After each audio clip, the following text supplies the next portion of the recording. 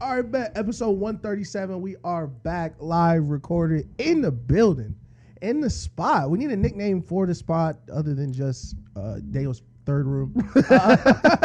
This is the radio show about nothing ATL. Listen, stop, like, comment, subscribe. Like Chance said, comment 3 times. You feel me? Comment 3 times. You feel me? Go ahead and talk to him, Mark. What's happening, baby? What's happening? Episode 137. All my players, my playettes, my partner-ettes, man. I hope you guys have had a great week. You know, me and Ish have just been working away, man. Making graphics, making TikToks, sending news back and forth to each other. Stephen A. Smith, Insert that video from Dexter of the nigga always knowing, like we always knew. Always knew. Always knew. Listen, shout out to y'all. Shout out to us. 100K likes on TikTok, man. Yes, sir. 100,000 likes on TikToks. We have just crossed 1,500 followers on TikToks, and we have just crossed 1,950 subscribers on YouTube. So we need about 40 more to get to 2,000. Please get us there before the end of the year. Like I said, we are at 1,956 or something around there. Get us to 2,000 before the end of the year. Yes, subscribers on YouTube, that is. After you do that, go to the link in the bio. And subscribe to the Patreon. And after you do that, if you enjoy some wrestling, go tap into the Off the Top Rope podcast on Nothing ATL, the network. You feel me? And they will be up here soon. They will be up here soon. Yes, they will. Do a joint episode. We haven't tapped in with them in so long, and they love basketball. So it's definitely time. Because you know how I feel about the Pistons. I got to talk to Barry about his Pistons. Man. You feel me? Yes, sir. But we playing basketball. All around we the world. Playing basketball. Hey, man. Shout out Jermaine Dupri. You feel me? Always. Literally always. It's never not a time to shout out JD. Listen, man. The NBA is finally back. We have finally arrived. It feels so good. Yes, sir. Last year, SGA takes home his first MVP, his first finals MVP, the scoring title. One of 3 players in NBA history to do this. Western Conference MVP. Western Conference MVP didn't even exist till like 3 years ago. AKA the Steph Curry Award. Got all of the awards. You feel me? You feel me? He would have won the All-Star Game MVP if they would have had a real All-Star game. Nikola Jokic, 29 in a triple-double. Woo, KD got traded to the Houston Rockets. Steph Curry plays with Jimmy Butler. Jimmy Butler now? Yeah. And the blockbuster trade heard around the world, Luka Doncic has been traded to the Lakers. What a season it was. And I remember last season was one of those, hey, man, I don't really care about this until February. I remember last year because last year was the 2024 season. The 2023 football season and the 2023 basketball season, I was watching sports probably every day for like a 5-6 months, man. Full games too, going back and listening to First Take and all of the show. So it's just sports was consuming my mind. Then football rolls back around. You know Lamar Jackson. That's my favorite athlete right now in his prime. Got to tap into all them games. So basketball just kind of took a back burner. The Warriors were ass. Everything else in the NBA was kind of the same. There was just no new news for real. But then that Luka trade happened. Yes, sir. Nigga, hit that button. Have you watched Starting 5? Not the full Netflix. Okay. Not the full Netflix series. It was I got to the episode today. I'm not finished with it. I think I'm on episode 6. I got to the episode today. Let me backtrack. This show is about Kevin Durant, Tyrese Halliburton, Jaylen Brown, James Harden, and one more person I missed. Who cares? SGA, sorry. No, we really care. Actually, we really care. But it's about those 5 guys. The Luka trade was such a big deal. It got a 15-minute block in the middle of it. Damn, that's hard. It was such a ridiculous trade.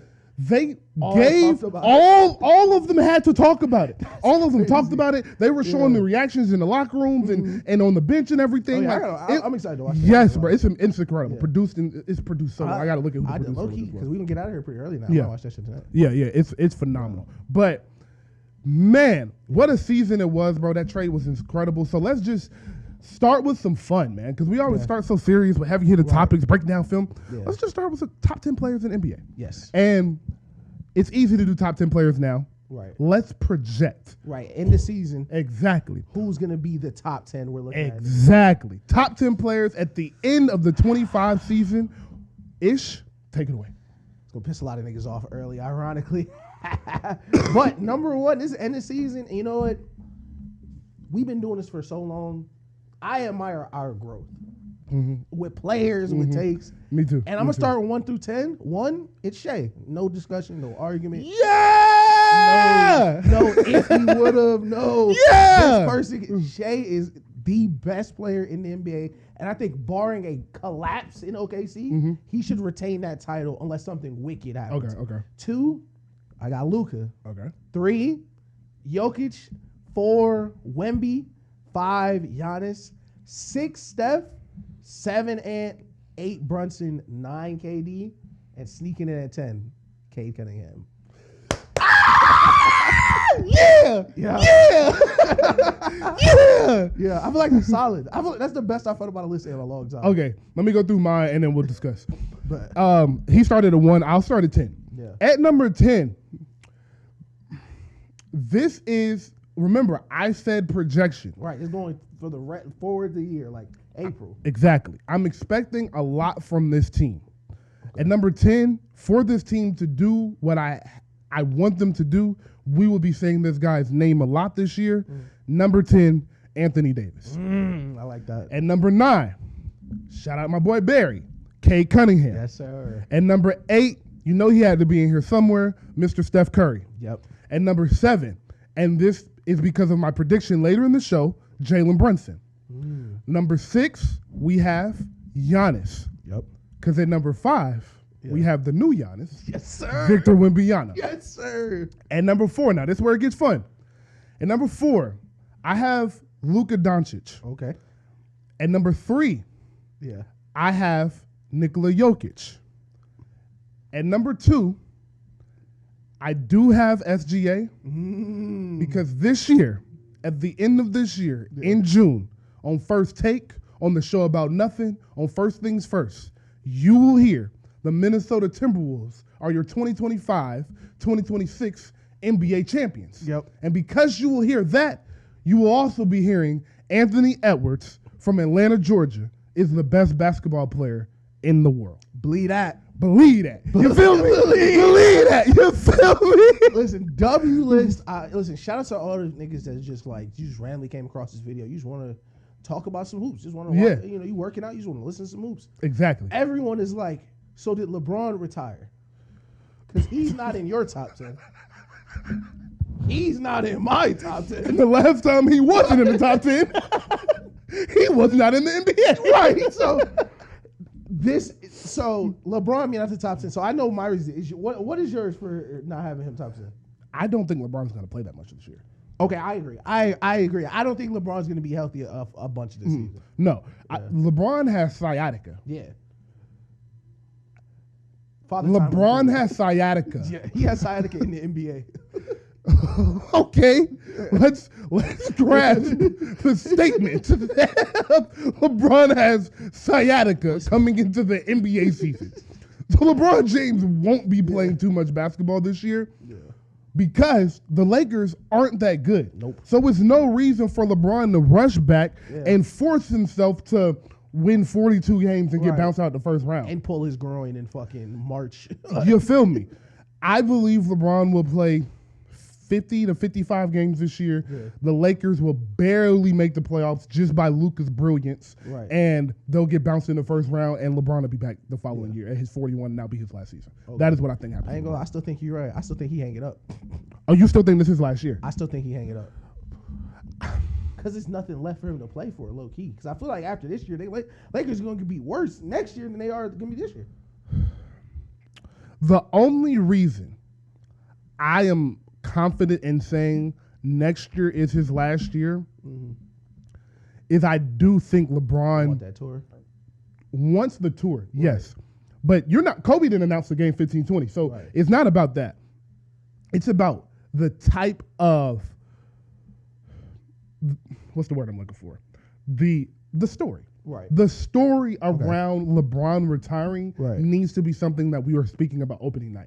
LeBron needs the first game. Yeah. He needs to play Steph Curry or Kevin Durant or the Celtics. One of either Lakers, Celtics, or Steph Curry, Kevin Durant. Facts. Needs to be the first game. LeBron needs to be the focal point leading up to it. And from game 1 to game 82, we will be talking about the dominance and the legacy of LeBron James. Right. Okay. I don't think LeBron is going to come back November 24th and be like, hey, guys, this is my last year. I just don't think the story of LeBron ends like that. Right. So that's the only reason I disagree with you. Okay, I can see that. I kind of second. Going back to the list, I kind of second your opinion with. I don't think he'll be. I feel like even if he plays 60 games, I don't know if he'll be a top 10 player. Just because he has sciatica, and it's not like LeBron young. Like I feel like this is an okay time for him not to be in the top 10, but. Obviously, of course, you had Ant 1. SGA 2. SGA 2. Hold on, go do your top 5 again. All right. Number 1, Anthony Edwards. Number 2, SGA. Number 3, Nikola Jokic. Number 4, Luka Doncic. Number 5, Victor Wembanyama. Okay. That again is at the end of June, not right now. I have, I'm gonna make. I have Jokic over Wemby, but I think I'm gonna have Wemby 3. I think Wemby this year is gonna finish. Loud, okay. As a Spurs fan, I think we're gonna win the championship. But as NBA analyst, as an analyst, I feel like it's a loud second round exit to whatever team is coming out of the West. Like if they lose 7 games to OKC in the second round, I feel like it's a loud enough series where you went from we're not going to the playoffs to this is a real superstar, this is a real team. He played amazing. You just ran into a championship level contender like the Timberwolves or like OKC. Is this the 2014 Warriors year for him? Yes. Okay. Like a oh shit, like is that sustainable? Like is he gonna do that to everybody? Like that type of. And while we're on this, I want to stop and say I'm so excited to talk about the NBA again because it's so much polarization within the NBA right now. I have no idea who's right about anything. Yeah. And that's how it feels. That's how it felt to talk about the NFL always. Yeah. It's like we're in week 6. We might get to the NFL a little bit, but we're definitely doing an episode tomorrow on Zoom. So get ready for episode 138 coming right after this. But with the NFL, we're in week 6. Yeah. I have no idea what's going to happen. Still. Zero idea what's going to happen. The best team in the league is 3-3. Yeah. And the playoffs right now, how they look, it could be 6 different teams by the end of the year. It's ridiculous. So that is what I feel about the NBA. I don't know who's going to make the playoffs in the West. Right. I know who's going to make the playoffs in the East, but I don't know the seeding. I don't know who's going to come out with all the injuries to all of the Celtics and Tyrese Halliburton. Right. And does Jason Tatum actually come back? And does he come back at 90%? And that's enough to get to the Celtics. I don't think so. I'm against it. But shit, bro. Listen, I ain't gonna they're recovering from ACLs in 6 months now. I would love to see Brad Stevens' face. Like, I'm going to play in January. Right, Jason. Right, good workout today, Jason. Great job, nigga. We just gave you $300 million. You're not coming back. Fair. That contract does matter. That contract plays a part into that. Yeah, you're right. You're right. Very cozy. You're right. You're right. You're right. Listen, you see Tyrese playing 2K. Tyrese taking his time. All right. You had SGA 1. I have him at 2. Yeah. Why did you? Because last year we had a big argument with Stunner about Luka, SGA, and Jokic, and Ant-Man. Yes. And I was saying SGA and Ant they're better than Luka. Right. They're better than Luka. Right. We'll move Ant because he got to prove it. Yeah. Again, if I'm doing a list today, Ant is at 5 or 6. He's not better than Luka this moment. I'm just saying later in the year he will be. Right. So in this moment and going forward, you have SGA as the best player in the world. Yes. What has tipped your scale to give that nod to SGA over Luka over Jokic? I think I still go Luka over Jokic personally, like just as players today. Okay. Jokic for sure has of course accomplished way more, like miles and mountaintops more than Luka has, like 3 MVPs and a championship. But with Luka and SGA, it's more so the rise of SGA and the stability his next 7 years is going to look like for me. Okay. Like when I was watching that game yesterday, and I think maybe it was the NBC, maybe it was the cameras, maybe it was, whatever. The aura. Yeah, listen, I ain't gonna lie. It was a lot of aura where it's like, he's 23, 24? 26. He's 26. Yeah, he's 26. Like, they are the team for the next 5-6 years, whether they're going to win championships or not. I don't think Luka has the stability around him to accomplish the things he'll have to accomplish to catch SGA. Okay. I think because they're both right now, and Luka's been like this for a couple years, and now SGA has, where the regular season, what they do individually does not matter. Like you said, we're waiting to February. Oh, yeah. Like Luka had 40 last night. Nobody cares. Nobody cares. Good job. Nothing Luka does will matter until he wins a championship. Our MVP. I'll give him Or that. MVP, right. He needs to start moving things historically, because I feel like him, SGA, Jokic, Wemby soon, Giannis even, they are not really competing with 7 through 10 on my list. Fair.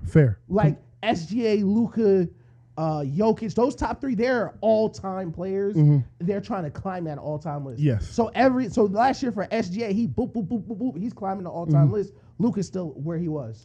So in your opinion, Cade, JB, Anthony Edwards, Tatum, we'll throw him in there, they're chasing Jokic, SGA, and Luka. Right. And Luka, SGA, and Jokic are chasing Ghost. Exactly. Tatum's a little, he's a tweener. Yeah. Almost, where it's like, yeah, you won a championship, didn't win the MVP, and then you tore your Achilles. Yeah. But yeah, like you're saying, like Jalen Brunson, like I respect Jalen Brunson. I don't think Luka's competing with Jalen Brunson. Agree. I would agree with that. Yeah. I would agree with that.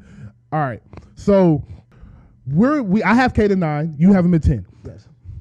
I think that's a perfect run. 9 through 11 was exactly where I was thinking. But you also love somebody. Yeah. Just like Coco Jones. Right. You love Donovan Mitchell. Yes, pause, because not like that. But pause. Set my boy up in the wrong way. Yeah, that was Coco, wrong. yeah, Coco, I promise I don't love him like that. Shout out Coco. You're beautiful. But you love Donovan Mitchell. Right. And you also like the Cavs. I don't know if the audience knows that, but Ish loves the Cavs. All of our new viewers coming in from the Chance interview. Shout out Chance. Yeah. Ish loves the Cavs. He's big on the Cavs and what they're able to jump to this year and possibly get to the finals. Why do you have Cade over Donovan Mitchell? I feel like Cade still has his leap to go, if that makes sense. Oh, yeah. I don't think Cade has taken that leap that Mitchell did getting to Cleveland. I feel like from Utah to Cleveland, we saw a leap to where, okay, he might be superstar. Like, he's kind of in the wait and see category. I feel like this is Cade's year to take that same jump. Where last year, okay, we got our first taste of success, we're good. But he did see in the playoffs, and he talked about it like he has to take another jump. And I feel like he does that, and I feel like he does it scoring the ball. Like, he's an amazing passer, but I feel like his usage, his volume, and his green light is going to be a lot different this year as a superstar coming in his own.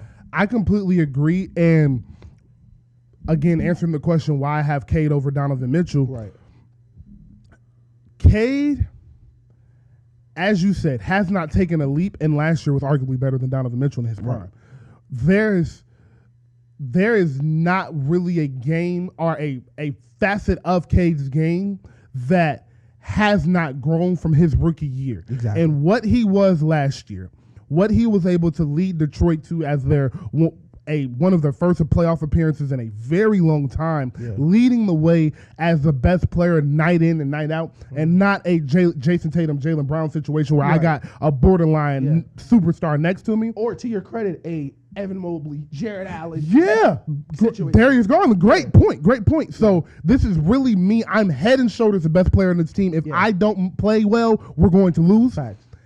He was nothing short of spectacular. Yeah. And truthfully, the only reason they lost that Knicks series is inexperience. Yeah. They were right there in every game. And if they had been in the playoffs the past 2 years, they might have won that series. You know, truthfully, what moved me a lot about Cade is, and this was self-reflection of, like, before we were doing the show, I knew, like, we were going to talk NBA season, so I was getting my takes together for this season.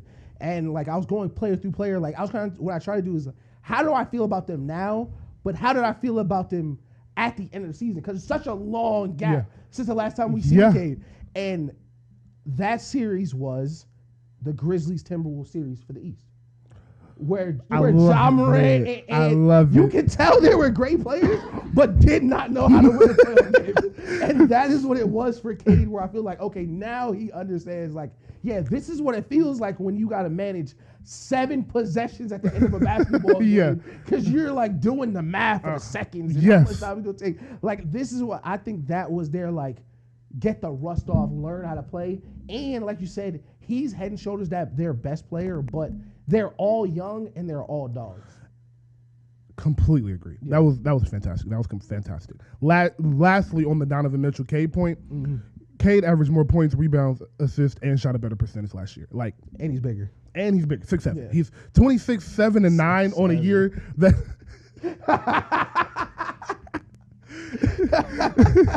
26, 7, and 9, and you're coming and like this isn't my coming out party. Right. Yeah. Look, brother, he might be a 30 a game this year. Literally, he might be a 30 a game like, this year. Like his comfortable ceiling could be 28, 8, and 8. Yeah, for sure. Yeah. And he might be jumping up to 6 on this list, bro. Yeah. By the end of the year, I kept it cute with 9. Yeah. He might be jumping up to 6 on this list. It really, that's the thing. It really just depends the finish. Yeah, that's all it depends. That's all it depends on. All right, that was a great segment on the players. Any other players you just want to highlight? Yes, I have. It was like 3 or 4 people knocking on the hot take door for me. Okay, a couple of people was like, "Hey, maybe." I was like, nah. Like at first. For ish favorite on the show, Devin Booker. Okay. If Devin Booker can drag that team to like the 8 seed, 7, 8 seed, he got to go in the top 10. Yeah, you're in there. You're in there. Devin Booker, and on the other side of things, listen, opportunity knocks. He's been in a couple. He's flirted with these top 10s with us before. Plays right down the street. Trayford Young. Okay. He's wide open. Travius Young. And this is probably. Not even probably. I feel like this is the best supporting cast he's had. Oh, no doubt. Since they went to the conference. No doubt. Like I like Jalen Johnson. I like Nkangu. I like Zachary Richey. I like Luke Kennard. Like I like the pieces. They got KP over there too, and Nicki Alexander Walker. Yeah, I really like what they have. So definitely them too. All right, so my 3 fringe players. We just named one, Donovan Mitchell. Right. Number 2, quiet as kept. This team is someone Ish mentioned last week, and we got an argument this week, but Zion. Zion, if they, as you said, are even a play-in team, that's because Zion has been amazing this year. Nuts, yeah. And then lastly, a team some people want to pick to go to the finals, but are scared, but if this guy takes a leap, and it's no reason he shouldn't be in this conversation, but because of how last season ended, he hasn't been, Pablo Banchero. Oh, yeah. Those are my 3 fringe players. I like that. Donovan Mitchell, Pablo Banchero, and I just said it. Donovan Mitchell. Wait, you said Donovan Mitchell. Donovan Mitchell, Pablo Banchero, and I'm so sorry. Zion, yeah. We talk a lot. But those 3 guys are, and this is, like I said, this was the conversation I was having with myself, and I was like, damn, I'm so happy to be doing this again. Like, I really don't know who to put where. It's a ton of people. It's a ton of people that can go in this top 10, because, like, what's stopping me from putting Amen Thompson in there? like, what's stopping me, bro? He hit that first 3. That's the thing. He hit that first 3. I was like, that's interesting. He shot 3 of them within, like, a couple minutes. Like, oh, he's trying to make a point. Yeah. He is trying to make a point. I like it. Fuck it. So, I'm excited for this season. And Trae Young. Yes. If you can be the best player on a championship contending team, this is a year to prove it. Yep. This is a year to prove it. Yep. Nowhere to hide this year. All right. Let's move to conferences. Okay. So now we're going to go biggest disappointment and biggest success story, biggest surprise out of each conference, starting in the West. Who will be the biggest disappointment of the Western Conference? Unfortunately, this is a fan favorite for our chat. The Clippers will not make the playoffs this year, unfortunately. Wow. I don't think the Clippers make the play-in either. I feel like this is a team that's like borderline always on the edge, and I don't trust the age and the health of that roster. I just don't. Okay. Especially with the noise coming in, with the Kawhi stuff, the Steve Ballmer stuff, whatever's going on with them behind the scenes. Usually where it's smoke, there's fire. I don't trust that team. I trust Tyronn Lue, but I think the West is so loaded that a month could ruin your season. Yeah. And it's a lot of old niggas that may need a month on the Clippers for real. Yeah. Now, biggest disappointment from the East, I hate to do it because I feel like this is like you know what I mean, where it's like they're milking the same cow again. I'm going the Orlando Magic. Damn. And I do fuck with Pablo Banchero, and I do fuck with Franz and both Wagner brothers. Now, they should be another Wagner brother back. But I'm not huge on Desmond Bane, and I am still unconvinced that Wagner and Banchero can be their best together. Just the spacing, the way they need to play, especially with Franz Wagner, his jump shot taking such a step back over the last couple of years. The spacing is just so congested. And I just know if you had Paolo on the Cavs or the Warriors or a team that spreads you out and runs around, his life would be so much easier. Yes. Because he doesn't get all the free stuff he should get just by being his size with his skill. Fair. So those are my two biggest disappointments. Let's do disappointments first and viewers. I'm sorry. I don't want to do this. But my biggest disappointment out the West will be Ja Morant and the Memphis Grizzlies. 2 years ago when Ish and I were doing game picks every day in Daryl's studio. I wonder what the record was. If you would have told us to predict who the top 10 players were in the next 2 to 3 years, there's no reason both of us wouldn't have Ja Morant in that top 10. Top 5, damn near. Thank you. They were calling him the face of the league. Thank you. They were calling him the face of the league. The fall off of Ja Morant has been so sad. Forget a big action. It's just been sad. Yeah. And unfortunately, I do think that continues this year. And it's not about Ja Morant per se. Right. It's about the supporting cast around him. Yeah. It's not good enough. Facts. And where I thought Ja's game was going to go, it seems to have plateaued. Right. And that's okay. Yeah. Ja Morant is a 26-7 guy. Yep. Elite. If he can be 26-7 for 7 or 8 years, it's an incredible career. Generational wealth. But it's just not what we were expecting from him. So I don't think they make the play-in. I don't think they make the playoffs. And it wouldn't surprise me if they don't win 40 games. Do you think he's there after this year?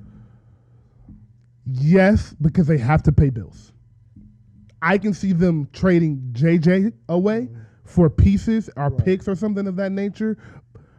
But Desmond Bane was the piece of the puzzle that was going away. Right. I don't think the head of the snake, you can't trade him. Right. You can't trade the head of the snake. That's fair. So my biggest disappointment in the East. Yeah. And this shouldn't really surprise anybody if you know how I feel about their coach. But the Milwaukee Bucks. Oh, yeah. I don't think Giannis ends this season on the Bucks.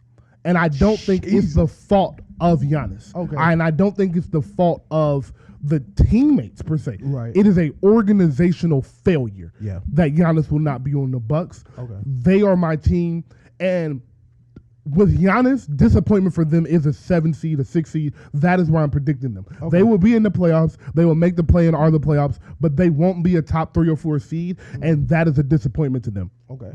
If Giannis lasts the season, let me backtrack. If Giannis lasts the season, they will still be a 7 or 8 seed, which is a disappointment. But I am predicting, my bold prediction is Giannis doesn't last this season. Okay. Both are disappointments. Okay. So I like that. Yeah. And okay, we'll talk about it after. So let's go biggest surprise in the East and West. Biggest surprise in the East. I think Zachary Risha say is going to be an all-star. I don't know if I said his name right, but I think he's going to be an all-star. ATL, ho! Hey, ATL, ho! I think he's going to be an all-star. I think he's going to be 22-10. I think him and Jalen Johnson will flirt with being an all-star. I think he will be the all-star as the newer name, number one pick, international number one pick, all that stuff. But the Hawks are going to be good enough to have 2 all-stars. Okay. And in the West, of course, this would be a surprise for in the grand scheme of things. But for what we have been expecting, it's not a real surprise. But the Spurs will host a playoff series this year. Wow, so you're predicting a top 4 seed, not just a play. Okay, yes. I think the Spurs will host a playoff series this year as the 4 seed. That is a surprise. Yeah. Okay, biggest surprise out west. This is a bit of a cop out, but the Golden State Warriors. And show favorite. Yo, listen, y'all. I am a Warriors fan. I own it. I'm a biased Warriors fan. I own that as well. This has nothing to do with that. I watched the Warriors last night. And they were better than I thought they were. They looked really good. I had zero expectations. I was just excited to watch my GOAT, or my second GOAT. Shout out Kobe, love you, boy. Rest in peace. But I was excited to watch my GOAT have a decent season. Steph looks fresh. Yeah. You know, he didn't finish last season, so he pissed off. I was expecting another 26, 27 a game. I was just happy to get some continuity, not coming the season injured or with Jonathan Kuminga, who mad as fuck about some shit. Like Brandon Pominski is your second best scorer. Like I'm happy they have some continuity. But last night when I watched them, I said, that's a really good basketball. There's a lot of talent on that team. It's a lot of talented players on that team. Yeah, it is. Yeah. And I love the addition of Al Horford, but Jonathan Kuminga, the brand of basketball he played last night. He's trying to get paid. Is a brand of basketball that said, hey, I'm looking for a payday. So, anybody hiring? That's how you hiring? Yo, feel me. Y'all niggas hiring out there? Like, boy, he was setting picks. He was diving. He was rebounding, playing defense, squatting, sliding his feet. Driving and kicking. Boy, let me pull up the stats from last night because I didn't have those. Let me see. Hurry up, I think he played amazing. I mean, even the late timely rebounds. Like, no one ever filled that Andrew Wiggins kind of gap of like randomly doing athletic shit that you need for the Warriors. Great point, bro. Great point. I feel like he is the perfect person to do that. Like, yes. Just randomly, like, hey, just for this half, can you grab rebounds? Yes. 17, 6, and 9 last night. And that is it's different I would rather the 17, 6, and 9 than JK had 25 and 6 rebounds. Or 25 and 4 rebounds, no assists. Facts. The way he got that 17 points was within the flow of the Golden State Warriors offense. Yeah. And that has been the disconnect of Steve Kerr and Jonathan Kuminga is Jonathan Kuminga loves Kobe Bryant. That's not hyperbole. He actually loves Kobe Bryant. Yeah. So if you go watch him, he gonna give you a little jab, dream shake, and he gonna shoot a pull-up. Yep. But that's not how the Warriors play basketball. Mm-hmm. If you want to shoot a pull-up, it should be because we have rotated the ball so fast, you got somebody up in the air and you took a dribble inside the three-point line and pulled up. Exactly. It shouldn't be swing, all right, now the ball's stopping and we're going to do a little dream shake and get my turnaround because I want to post a highlight. Yeah, now was my time. All right. What I saw from JK last night takes this Warriors team from a 7-6 seed to 3 or 4 seed and a second round, third round playoff team. Okay, yeah. I don't think, never mind, we'll get into that later. My biggest surprise out east. Now, I've been going back and forth between who I want to pick who I want to say, because I'm going with the young team. Okay. And since you went with Zach, I'll go where we'll probably stay a lot this year. Yeah. The Detroit Pistons. Okay. And last year, they got a 6 seed. This year, I'm predicting a top 3 seed and a conference finals appearance. That's lit. Yes, sir. Yes, sir. We'll stop it right there. We'll stop it right there because we got predictions later. I love that for Detroit. All right. So, excuse me. That was just to get the jitters out the way, you know what I mean? We ain't talked hoops in a while, so we just had to get some teams out the way, get some players out the way. Now we're going to dive into some teams and get our post check. A post check, that's what it's called. Get a nice post check on a few teams. Right. All right. Y'all sit down, grab your drink, grab your vice. I know y'all want to sit up. Y'all want to go get your little weed. Go get your little. I can say that, right? Yeah, it's 30. Yeah, it's been 10 minutes. Go get your nice little blunt. Go get your drink. And then get back to us. All right. Yeah. Y'all ready? Y'all good? Let's go. Let's start off with the Dallas Mavericks. Yes. The number 1 draft pick. We got Kyrie coming back, should be back after the All-Star break. So we have D'Lo as a starting point guard, filling in starting lineup of Cooper Flagg, D'Angelo Russell, PJ Washington, Anthony Davis, and Daniel Gafford. Ooh. Love that starting lineup. Yeah. Bench pieces, we have Max Christie. We have D'Angelo Russell when Kyrie gets back. We have Derek Lively. So really and solid they have, the brother, what's the Nembhard? They said Nembhard. They do have Nembhard's little brother. Yes, they do. They have Ryan Nembhard. Yeah, Ryan Nembhard. All right. Let's go big picture. Right. What are you... Actually, I haven't spoke to you about this. I'm putting my expectations into my question to you. Right. What are your expectations for the Mavericks? Let's just start there. It's not high, but that's because of Cooper Flagg. Oh, okay. I don't think they're gonna try to force him to be ready today, if that makes sense. Okay. So he came in as the most pro ready for most people, as opposed to like Ace Bailey and other prospects who looked at more raw. But the role they have for him, I think they are expecting growing pains with that. If he's really going to play Giannis Tatum style basketball, where he's gonna handle the ball, he's gonna dribble the ball, he's gonna need time to do that. Kyrie's gonna, he's coming back off an injury, but just for this upcoming season, their ceiling is whatever Anthony Davis' scoring ceiling is. Fair. And I feel like that limits them at least somewhat because he is a big, and in the Western Conference, there's so many guards you have to compete with, not as many bigs. But I think at best, they could be the 7th or 8th seed, like a really scary 7th or 8th seed. Okay. I am on the complete opposite end of the spectrum on all of that, actually. I love this Mavs team, and I loved it when they made the trade last year. I don't know if you remember the conversation we had, but I was so conflicted in how I felt about the trade. They were good as fuck. Because they were so good. I was like, you don't make that trade, but damn, this is a good team. Yeah. So, and then the injuries happened, and it was like kind of like, I told you so. It's traded for Anthony Davis, and then he got hurt. Surprise. But this year, you said this team relies on Anthony Davis scoring. Motor.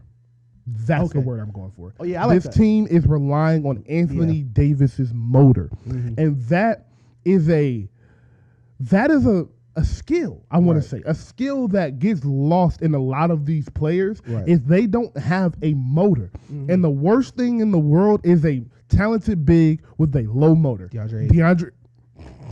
We didn't plan that. I swear to God, we did not just plan that. We have not talked about DeAndre all day. I swear to God. Thank you, bro. Thank you, bro. That's so fucking funny. I wouldn't dare say Anthony Davis has a low motor, but he doesn't have a consistent motor. That is the problem with AD. Is he's always ready on defense, but his offensive motor isn't always there. And if his motor is 100% at 100% for 70 games this year, the sky is the limit for this team. Your Cooper Flag take, I understand. But from what I've been reading, because I'm into the Mavs now, so what I've been reading, what I've been watching in the preseason, he looks comfortable. He looks extremely comfortable. He looks comfortable. I can't say And what I keep hearing from the people in the building and the people that were at Duke is he is a 22-year-old in an 18-year-old's body. He is mature way past his age, and his basketball IQ is higher than everyone his age. It's abnormal for a player to think, understand, and play the game at the pace he plays at. Because I feel that way about Cooper Flag, when Kyrie gets back, that machine is going to be running so well. You're just going to be replacing D'Lo with Kyrie. So it's Kyrie with D'Lo. So instead of Cooper Flag getting 15 shots, he's going to get 12. And instead of AD getting 25 shots, he's going to get 22. That's all that's really going to change with that. Kyrie's return really definitely affects it. If Kyrie is back by Christmas, they are terrifying. Like, if Kyrie's going to be full health by All-Star break and they're going to be in that 5, that unit for the last 3 months of the season, I think they are a super scary team. Because we talked all about that, but we have not mentioned the best part of this team. Cooper Flag and Anthony Davis playing defense together. Listen, brother. Cooper Flag and brother, are about to play defense Thank together. you. But say that again. We didn't mention the best part of that team. That's easily the best part of that team. That is going to be the best defensive, I would dare say, best defensive duo in the league, not Jimmy and Dre. Cool. Like, they are going to be dominant defensively, bro. And what Cooper is going to take from AD.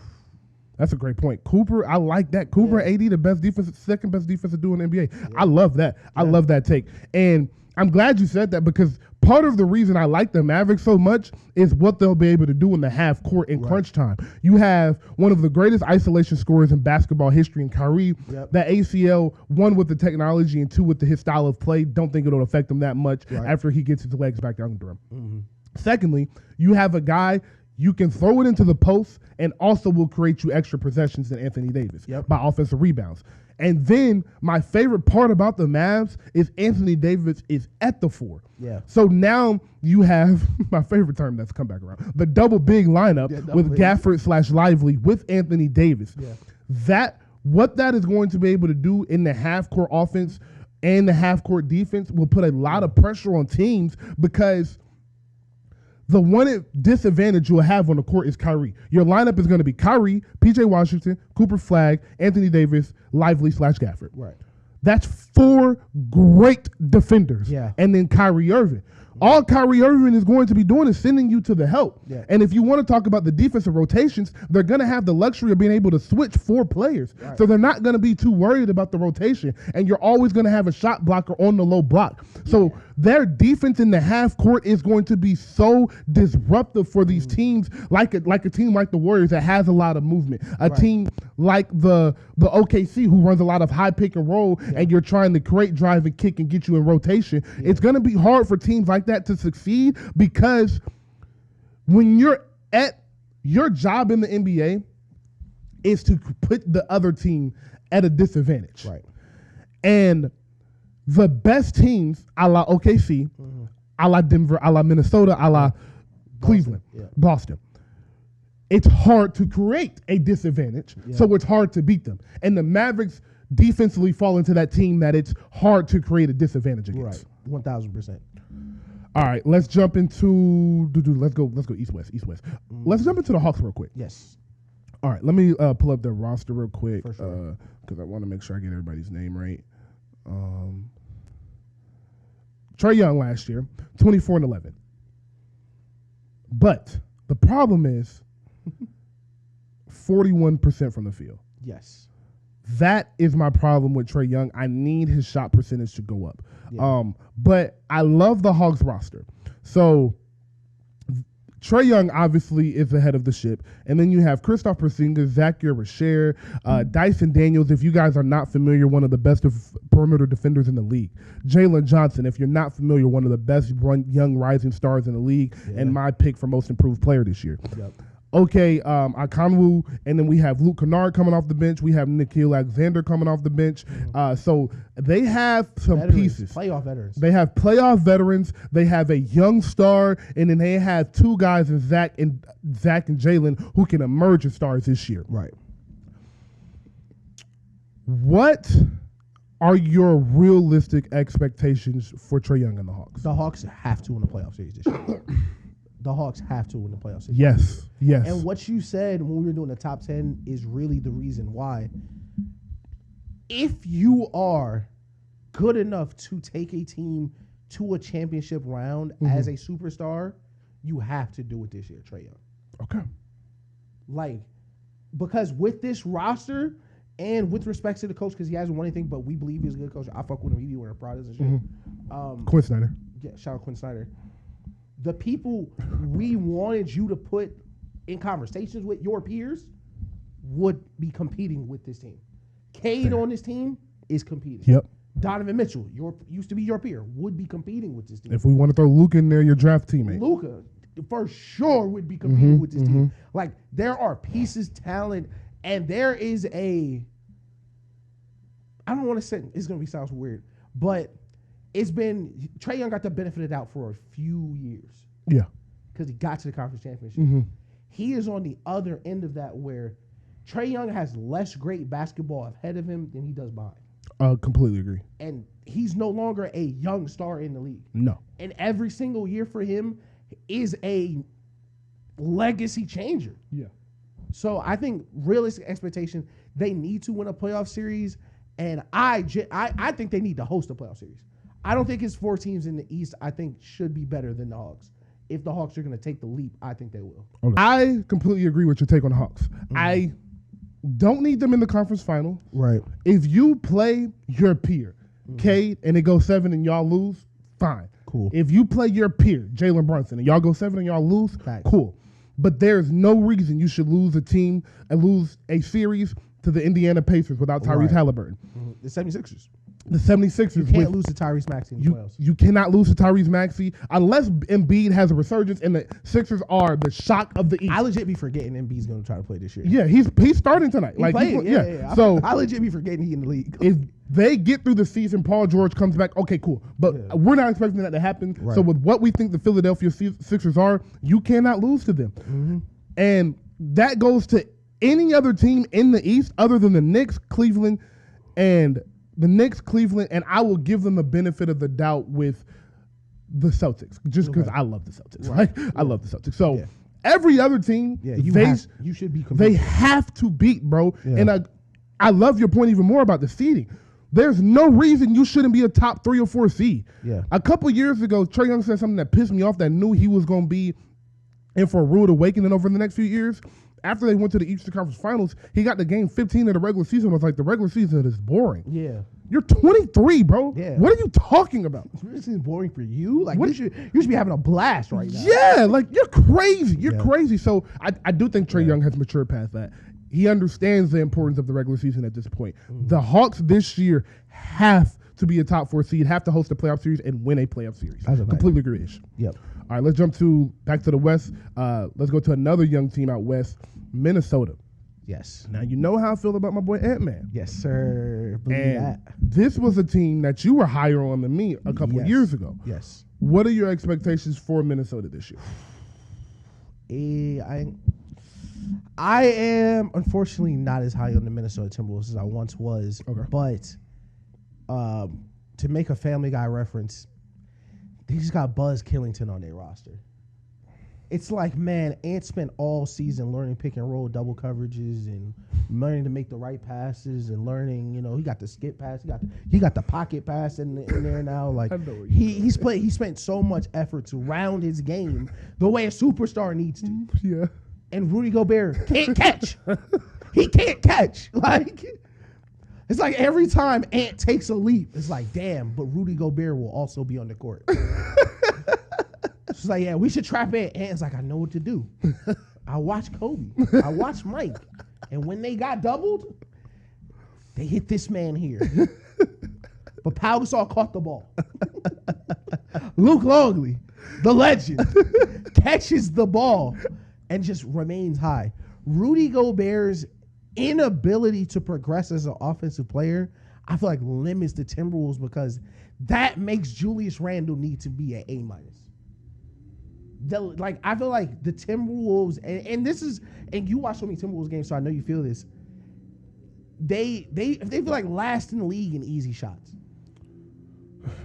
Because things that should be dunks are not dunks because you can't catch the ball and dunk the ball. I think the Timberwolves are going to be. I still think the Timberwolves going to be amazing. I think Ant's going to have his best year. Okay. I think they'll either be the 3 or the 5th seed. I don't know why. Listen, the Spurs are the 4th seed in my mind. Okay. I feel like they could finish the top 3 seed just by playing hard in the regular season, being athletic, being young. But the West is so loaded, I feel like, with like superstars in their prime or about to hit their prime. Okay. Like Ant in his prime, about to his prime. Mm-hmm. Luka in his prime, about to his prime. Jokic in his prime, about to his prime. Shea, Wemby. Like, that's 4 or 5 niggas right there who 15 years ago, we would look to them and be like, it's 1 seed or nothing. Yeah. And now they're all in one conference. So I think they'll finish 3 through 5, but it's so hard for me to get excited about them because, like, Buzz Killington is at the party. Okay. I'm going to save my Minnesota talk for later in the show because we have some that I'm going to talk about. So I like that take. Okay. Let's jump back to the East and go the Detroit Pistons, who we have touched on a little bit. But Detroit is interesting to me because they have all of the proponents of a great team. Right. And the beauty of the NBA, and this is something we spoke about it quite a bit last year during the playoffs, is this no longer, hey, everybody, the Warriors shoot a lot of threes, so we're all going to shoot a lot of threes. Yeah, nah. It's none of that anymore. This is a style makes fights type of league right now. This is a parity-driven league right now. Mm-hmm. And that's the word I meant to say earlier when I said polarization. It was parity. But, but Kay Cunningham leading the ship. He was, like I said, 27, 6, and 9 last year on 46% shooting. I think that goes to about 28, 29, 7, and 9 this year on the around 46, 47%. That extra 2 points will matter come crunch time. Right. That is where Cade will take the biggest jump, in my opinion, this year, is in the fourth quarter, in the biggest moments. Not just about scoring the ball, but putting his team in position to score the ball. Right. As Ish just said, Minnesota has a hard time creating easy shots when it matters. Yep. That is where I think Cade is going to help the Pistons this year, and that is why I think they will be so good in the playoffs, is because of that ability. Okay. Let's hit the rest of the roster. Yep. Amon Thompson. Y'all know y'all got another Thompson twin over there. Yes, sir. All-Star Thompson is over there. Yep. I love that. You know how I love that. His defense on Jalen Brunson last year was incredible in the playoffs. Yeah. Jalen Duren, Jaden Ivey, Duncan Robinson. They got a much-needed shooter. Yeah. Tobias Harris, Karis LeVert off the bench. Yeah. That move right there, I loved. Karis LeVert off the bench was a really big move. And then they have Marcus Sasser and Paul Reed, who is also in their rotation. Yeah. So what I'm expecting from this team is a lot of Cade Cunningham and then Duncan Robinson and Karis LeVert come off the bench and keep us afloat until Cade gets back in the game. And I think Cade has that type of talent to carry this team throughout this regular season to a top 3 seed. Yeah. What do you feel? I definitely feel the same. I'm interested in the Cade, Duncan, Osar, Ivy second big lineup where they're huge, but it felt like they were kind of Houston. It's ironic because, of course, they both have Thompson. But they were kind of Houston the East, where they were playing amazing defense. They just couldn't score. Yeah. And adding a movement shooter like Duncan Robinson, who's going to fly around the court always while Cade is doing what he's doing, I feel like it's going to open up so much for them. I think their offense is going to take, like you said, even if Cade goes up 2 points over the course of a season, it's a lot. But I think their offense as a whole is just going to be way better with the veteran contributors that they have left. Karis LeVert, veteran contributor. Tobias Harris, veteran contributor. Duncan Robinson. Like, they have people that are used to playing in semi-big, 2 big games, like, and performing. Like, Duncan Robinson has played in 2 finals. Yeah. Like, that's crazy. Like, Karis LeVert, playoff performer. Tobias Harris, playoff player, seen Eastern Conference Finals. So, I think they have all the experience needed for sure. All right. We will also talk about them a little bit later so we can move on. And then let's end with the teams, we got to hit. Let's hit these 2 together, Denver and OKC. Yes. OKC, I don't have much to say about right now. Like, OKC, I think you're going to get more of the same. They're going to be the top 2 seed. Shea is going to be in the MVP discussion, might go back-to-back, and they're going to be a hard out. Yeah. I really don't have much. If you have anything add to this, but Denver is interesting to me. Yeah. Cam Johnson for Michael Porter Jr. was a genius move for me. A+ move for me. A+ for sure. Getting Bruce Brown back to essentially place Russell Westbrook was a genius move for me. Re-signing Christian Braun, genius move. Yep. This team they're building around Jokic, I believe, is his best roster since the year they went to the finals. Yeah. How do you feel about OKC going forward, and Denver? Do you love the roster as much as I do? OKC is in the pilot the Death Star around the universe mode. Like, they are pulling up to your city, nuking your building. Shea is gonna sit the last couple minutes. He's going to tweet out a nice caption, make it rhyme. He's going to show his shoes. He's going to sign your fans' autographs, and he's going to leave. Like, and he's going to dress like R. Kelly. Sorry. I'm sorry. Listen, I'm not coincidence, nigga. I ain't going to lie.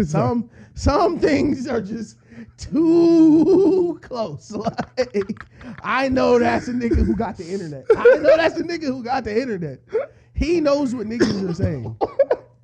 But oh, man. I love OKC. OKC looks dominant. They no longer look. Last year they looked scary. Last year they looked like, man, these young niggas. This year they look dominant. They look dynastic. Like, they look like, and as much as I was not sold on the Celtics, like being as one of the face of this decade, after they win a championship, this team looks like they could finish the team of this decade if they stay on this current path. Young coach, young everywhere. Chet looked great. Wiggins looks great. They have so much talent in so many places. Now for Denver, I 1,000% agree. I love Cam Johnson. Like we mentioned, a veteran now, damn near veteran. Bruce Brown, Christian Brown.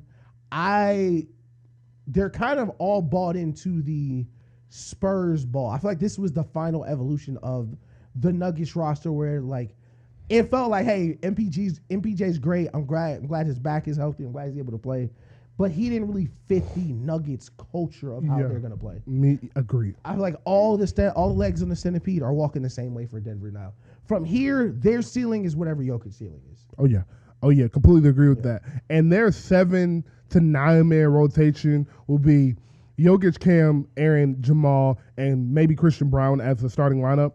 Their bench will be Jonas Valanciunas, which I love, Bruce Brown, Peyton Watson, and Tim Hardaway Jr. Yeah.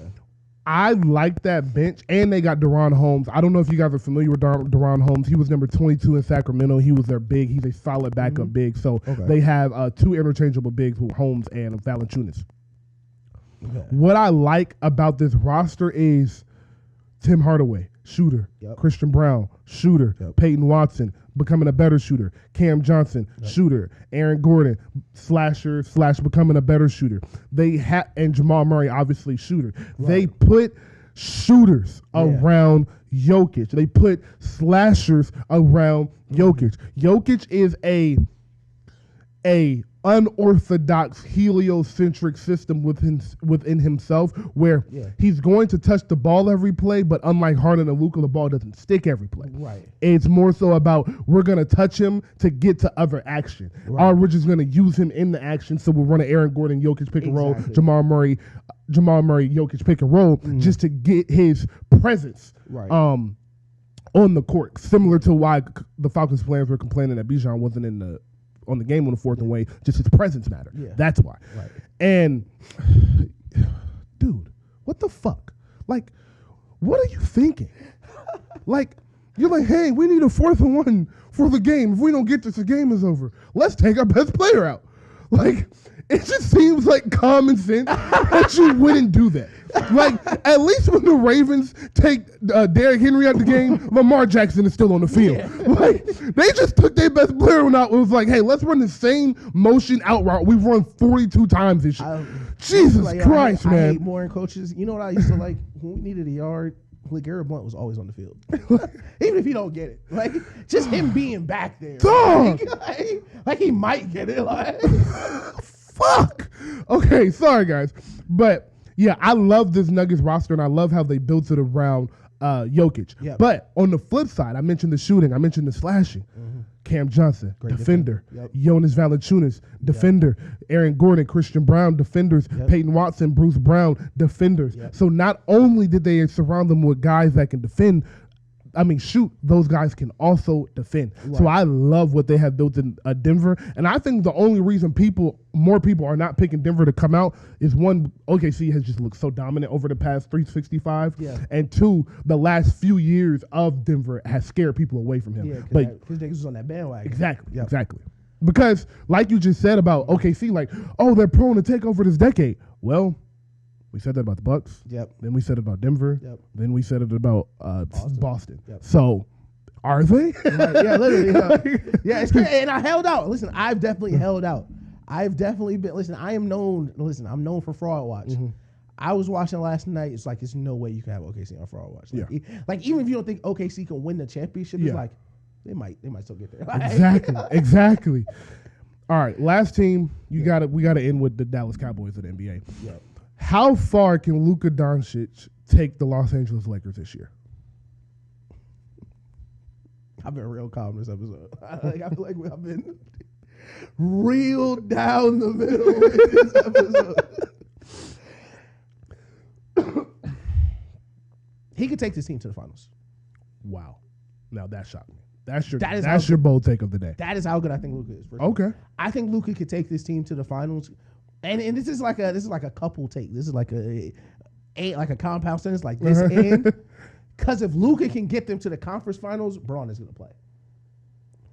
I think Luka is good enough to win 1 to 2 playoff series without major help. And I feel like he's done that a couple times in his career.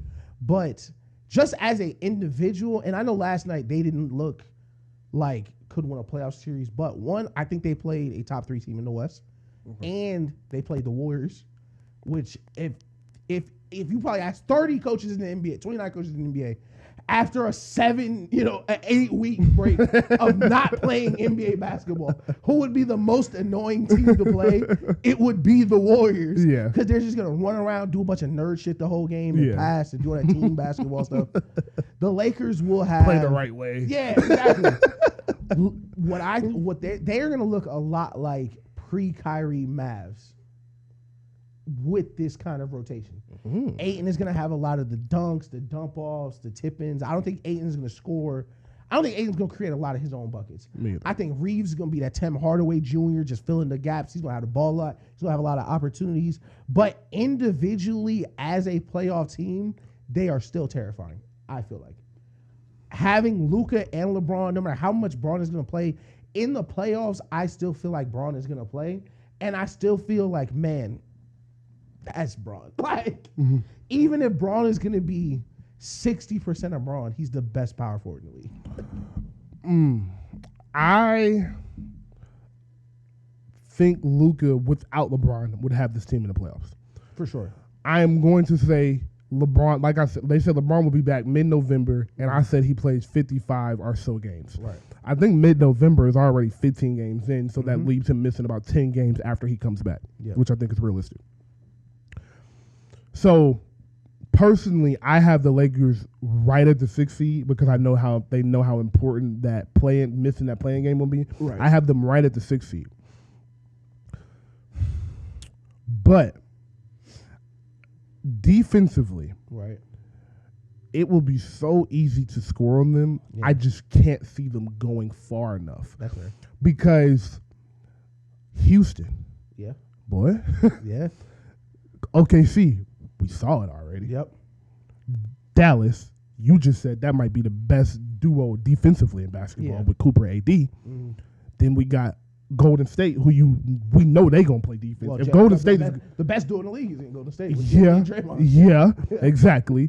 And that's who you're competing with. I won't name the teams below them, but that's who you're competing with. And Denver, I think, is a good defensive team, but what Luka would be able to do to Jokic in that pick and roll all game would counteract their defense. So that is a wash for me, honestly.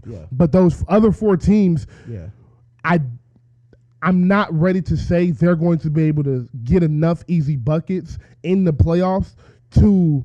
And let me go back, because Luka creates a lot of easy buckets by himself. I don't think they have the shooters to capitalize off of all of the buckets Luka will create. Luka is going to do what he does. And I love Austin Reeves. I love Austin Reeves' game. I think he has a ceiling, but his ceiling is pretty high. And what you need from him, which is 17-8, while Luka's out the game or LeBron don't want to run the show, he will give it to you in the playoffs. But defensively, this has nothing to do with what they'll do with what the Stars will do offensively. It just has to do with what they can do defensively, and the shooters around Luka, I don't think will be able to capitalize on those big moments.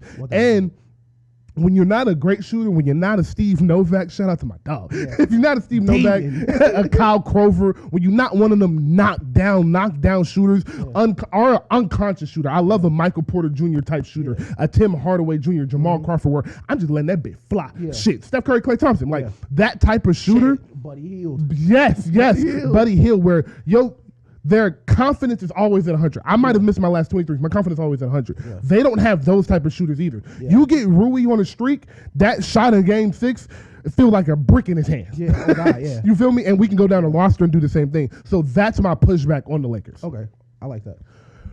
All right, that was a great segment. That's how we are learning, man. We are learning. 2 years ago, we would still be on the Hawks. We should be on the top 10. We should be in the last. No cap. We probably still be on the top 10. An hour and a half in, but no, we are growing. That was beautiful. Great segment. So let's jump out. Let's jump out and get off of the basketball, and let's do some quick topics on music, entertainment. We'll touch on football. The first thing I want to ask you about is, did you see Gucci's wife on the Breakfast Club say he was schizophrenic, bipolar, and that she has been handling it outside of the media? This is their first time speaking of it. For sure. I wish I had the clip. I would play it, but essentially she said that when he is about to experience an episode, she is able to recognize this is about to happen. She grabs his phone, she changes his password, or she just deletes the app, maybe both. So essentially, he can't log into anything on his phone. He can't do anything, and we just have to deal with this together in the house to where the media, the press, no one can see this. What was your reaction when you heard that, when you saw that, to the mental health disorder that Gucci is dealing with, while also the sheer love that his wife is giving him? was like, man, who the fuck is around Nicki Minaj? Man, fuck!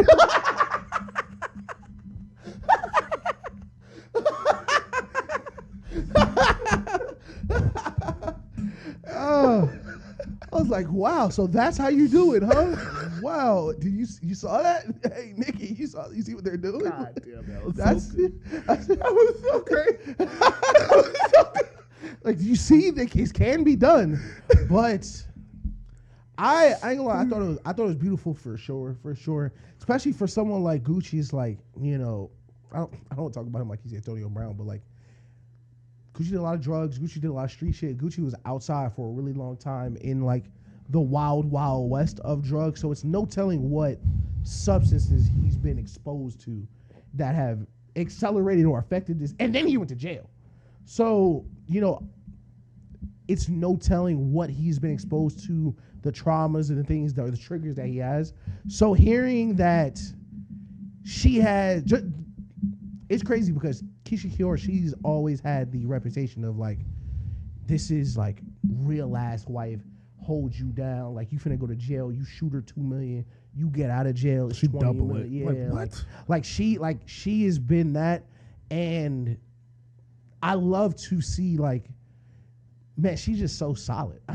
It's hard to describe it. Like, it's just real love. Like that. If she was not really in love and that was not her soulmate, she would not have to deal with that. Yeah. Like, she's in a place financially where she could just be like, all right, fuck that. Like, yeah. I don't want to deal with that. Yeah. But that's not how you treat your loved ones. Yeah. So hearing her, Kim Kardashian, hearing her take that path with Gucci, it's been beautiful. You know, no weird Hollywood doctors. You know, yeah, all that other stuff. But yeah, you know, definitely no talk. No, keep going because that's where I'm going. Yeah. But that's the. It reminds me of. Okay, it reminds me of it's crazy. I remember everything. Like 4 or 5 years ago when Kanye first started the crazy rants and the tweets, like Dior was like, Kanye needs help. Mm-hmm. He doesn't need, we're about to fuck up the bag help. He needs actual help. Yes. And that's what Gucci got, was real deal help.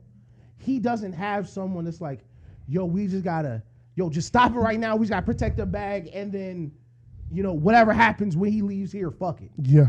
That is not real help. And that's and you see the difference where it was like, it was a time where nobody was stopping Gucci from doing anything.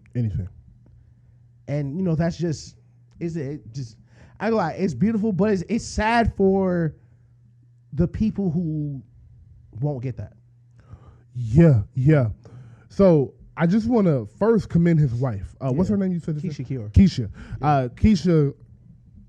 Silent clap for you, seriously, because Ish says this all the time. I love. That's his quote. Like, he says that all the time. And love is truly a beautiful, powerful thing. Yep. And unconditional love is one of the most powerful and selfless things that you can ever see displayed. Right. So that is what I got from her, because I saw people in the comments, hey guys, I did something this week.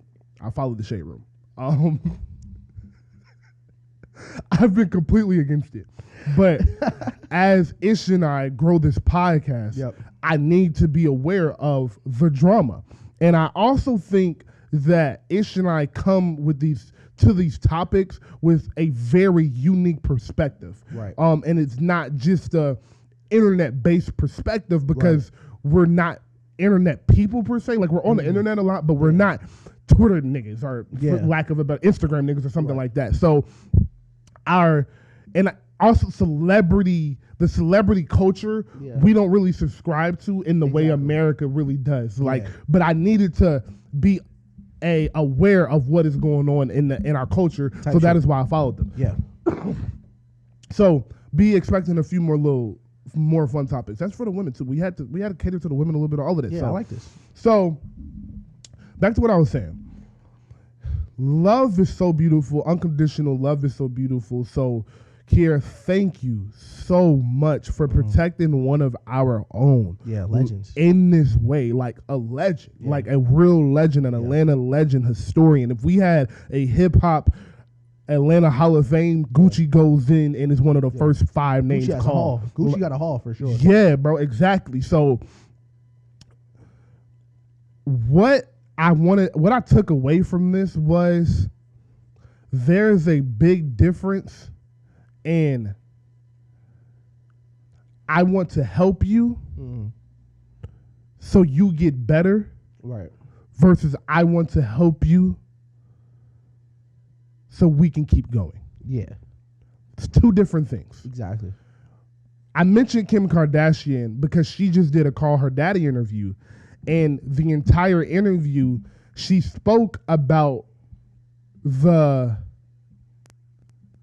Kanye episodes as a burden, as a trial and tribulation, and as something she was going through. Something she was going through and she had to deal with. She spoke about it as if this affected me versus this affects us. Right. And that is the perspective Keyshia had with Gucci is this affects us together. Right. You feeling like this makes me feel like this. Right. You looking like this makes me hurt. I don't want to see you like this. I don't want the world to see you like this. Exactly. So I will protect you from yourself. Right. This has nothing to do with me. I didn't have to come tell y'all this. Nope. Yeah. He chose to do this. I'm sitting next to him because he wants me here. He didn't have to tell y'all this. I didn't come, hey, put me on the Breakfast Club so I can tell him how cool I am. Right. Or how much I help you. Like, it was none of that. We didn't hear from her. There's no reality show. No, she's just fine on her Instagram, posting her pictures, getting her bag, and helping her man out. Yep. Like, that is how it's done. On the Kim K side, it feels like every time Kanye, as you said, like every time Kanye was about to do something, it was, oh my God, what bag is he gonna mess up this time? Yeah. Oh my God, what bag is he gonna mess up this time? Because she said Kanye was just giving people Lambos. Yeah. Kanye was just, when he was experiencing episodes, he was just giving cars away. Yeah. Like literal, like, hey buddy, my publicist, here's a brand new Lamborghini, you can have it. And people were taking it. Yeah. And it was like, well, Kim, when that was happening, what were you doing? Yeah. And it seemed like she was just trying to protect her kids from their father instead of protecting their father from himself. Yeah. And it was just a complete 180 of what Keyshia did with Gucci because they have kids together. They have kids separate. They have kids together. Mm-hmm. They have a life together. Yeah. And as Ish said, bro, she could have said, bro, I did everything. I held you down in prison. Right. I doubled your income, quadrupled your income. I did everything I could for you. Yeah. You can deal with this bullshit by yourself. Yeah. Did exactly what Kim did. Hey, call some doctors, get him on some medication, hire a doctor to watch him full time and make him go crazy. I don't give a fuck. I ain't dealing with it. I'm going to Jamaica. Right. But she stayed right here in Atlanta, Georgia, and she has helped her man. Yeah. And he is so. The thing about like love is love exudes itself and shows itself in so many different ways. Right. So the love she is showing him by the protection, he is showing her by showing off what he's doing. Yeah. And that is why he did that. That's what I thought was so P about this shit was like, he did this so y'all would know the type of woman he got. So y'all would know the type of he want. Like, he was so honored by that shit. He was like, bro, people got to know how solid you are. Literally. And that is just beautiful to see. So it's so, love is just so beautiful. That's damn near that my thing that I took from this, my message that I took from this is just true unconditional love between a couple is nothing like it. It's nothing like it. 1000%. But prayers for my boy Ye, man. Prayers for my boy Ye. Facts. Always. And then Nicki Minaj. No, seriously, dude. Like, so Nicki, bro, that shit it's scaring me. Yo, I ain't gonna lie, cuz I'm Young Money till I die, fam. Yo, it is some. And I'm like, what is, like, After the Gucci interview, Yeah. did you see what she said? Yes. That's why. Yes. Yes. Bro. So for those of you who don't actually, we need to read this entire tweet to really let the audience know what we gonna put that tweet up there too. We have to, bro. We don't have a choice. Yeah, so y'all can read it. Dog, because that's about her name so wrong. This is C in here. But I hope she deleted this. I hope I cannot read this tweet because it's gone. I don't think it will be, but let's see, guys. Because this was truly insane. Oh no, that tweet is still. Listen, that tweet's gonna live forever. Even if she deleted that guy, trust. You type in Gucci and Nicki. Yeah, you ain't lying. You ain't lying.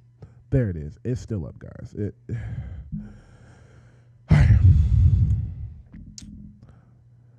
Gucci's wife had been trying to be me for years.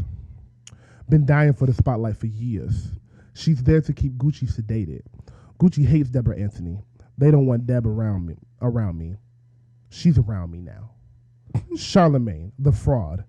Parentheses. Jay-Z friend and a business associate. Using iHeartRadio for these disgusting ploys against innocent families. He was around Wendy before her life went to hell. The buck stops here, baby.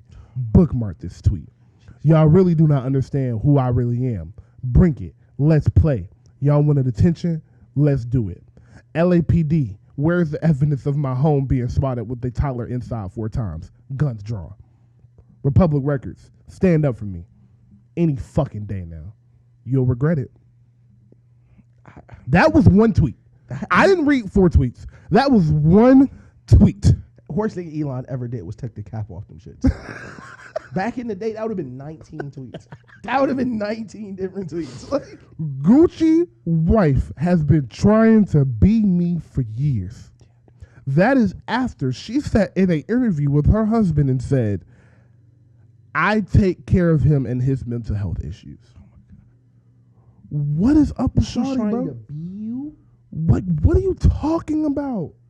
Dog. It's like, what? My thing with Nicki is, what is her end game? What's the goal? Like, where do you... What did you get from that? If Nicki Minaj painted her life and everything happened right perfectly, yep. What's the end goal here? Like, are you trying to get money? Is it money? Is it Jay-Z going to jail? Is it... The Jay-Z shit is getting out of hand. The Jay-Z shit is getting out of pocket. It's getting out of hand. Hella out of pocket. And the Cardi B shit kind of like... I feel like Cardi B dropping kind of kicked the hornet's nest on that shit. Yeah. Where it kind of spiked this shit off, where it was like everybody knew she was going, like, what is Nicki gonna do? It's kind of like the whole kind of shit. Like everybody wanted to know what it. And she tweaked out. She tweaked out for days. It got nasty. They brought kids into it. They brought a bunch of nasty other shit into it. And then, you know, of course, because it's Twitter, you know, the next morning some Twitter shit that probably happened. And, you know, we didn't think about it. But Nicki has been off the wall for a couple months, kid. Like, yeah. And it's funny because, like, even when we used to argue about Nicki, it wasn't like this. No. It was like, why she's does she mean. have me rap beef? Yeah, yeah. It's like, oh, she's a mean girl. Yeah. Like, okay, this is like, can someone please check her state of mind? Yeah. Like, yeah.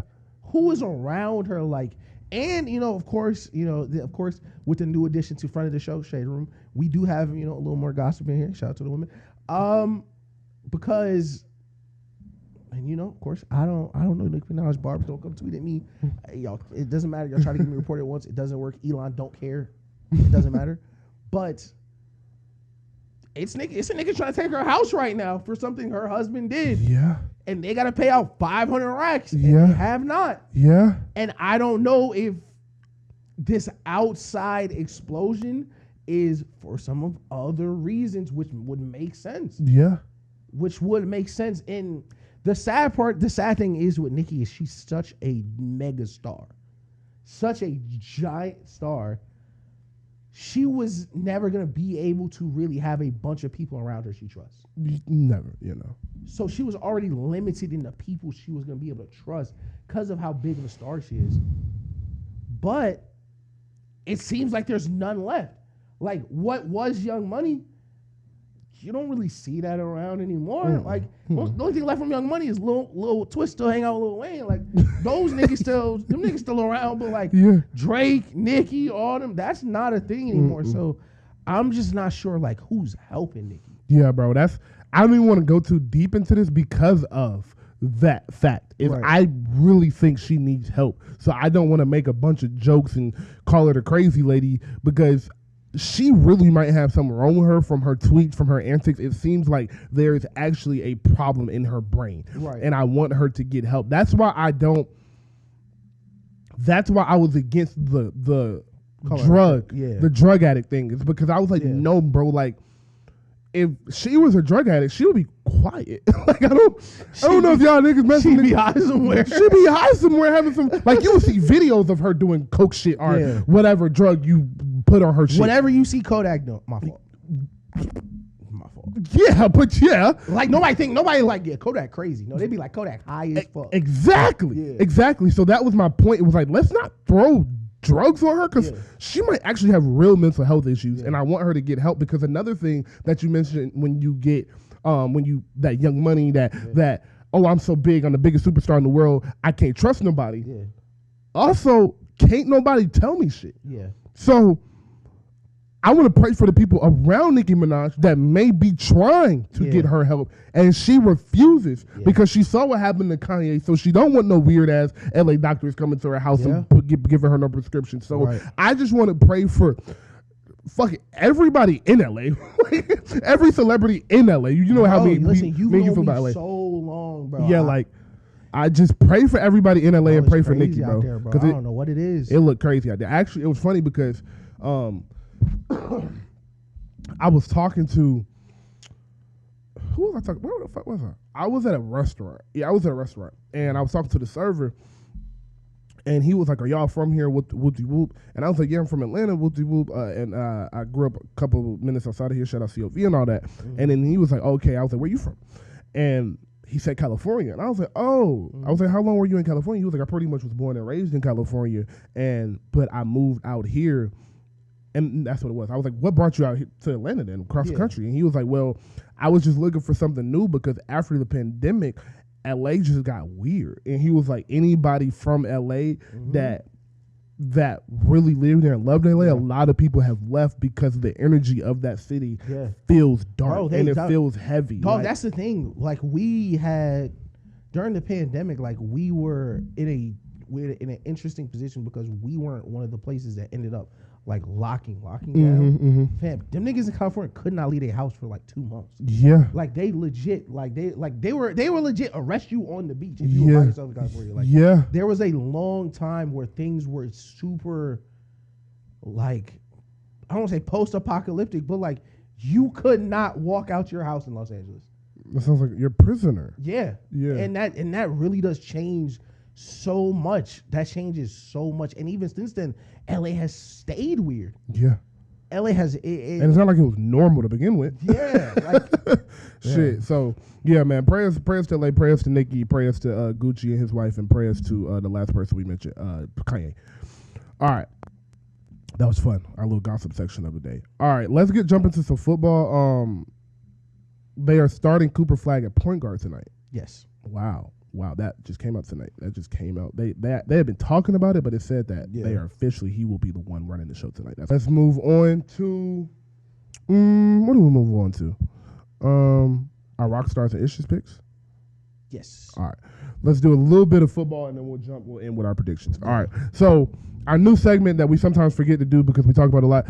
Our new segment, D's Rockstars Issues picks. Let's start with Issues picks. Yes, sir. This segment is Issues 3 picks of the week. We're going to go must win.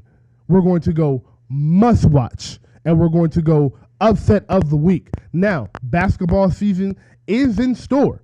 So this can be basketball games. Right. This can be football games. It's going to be hard to have a must-win basketball game in game 1 of 82, but we'll see what my brother cooks up. Yes.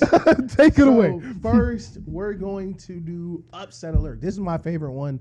I think I've been pretty close on the two upsets. Yes. Like I've been knocking on that door, and in beautiful upset fashion, the Houston Texans will beat the San Francisco 49ers. Love it. I love it. Yes, sir. Best defense in the league. they will suffocate that 49ers offense. But and it's crazy. I was thinking about this a couple days ago. Props to you, Christian McCaffrey. Great fantasy pick. Great. Come on now.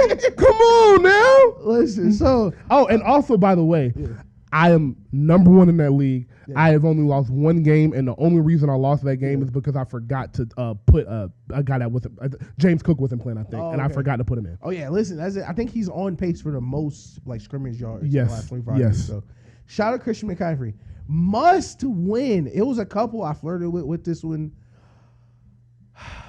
but I'm listening. Niggas like you picked the same thing, so. I'm gonna give y'all the real must win, and then he got a brother with him. Like it's a two. It's a 2-man. Like you got a man from our. You got a man from our man. So the first must win, Lamar Jackson. Yeah. Baltimore Ravens. Yeah. John Harbaugh, Zach Orr, Marlon Humphrey. The 50 hot dogs Marlon Humphrey wants to try. Oh, fuck him, man. This is a must win. You have to win this game. If you do not win this game, your season is over. People are moving. Yeah. Schools will be different next year. Marlon Humphrey daughter and Kyle Hamilton daughter won't be going to daycare together anymore. I don't know if they don't even know Kyle Hamilton. Like, niggas get the gist. You got to win this game. Now, the second must win, sneaky must win,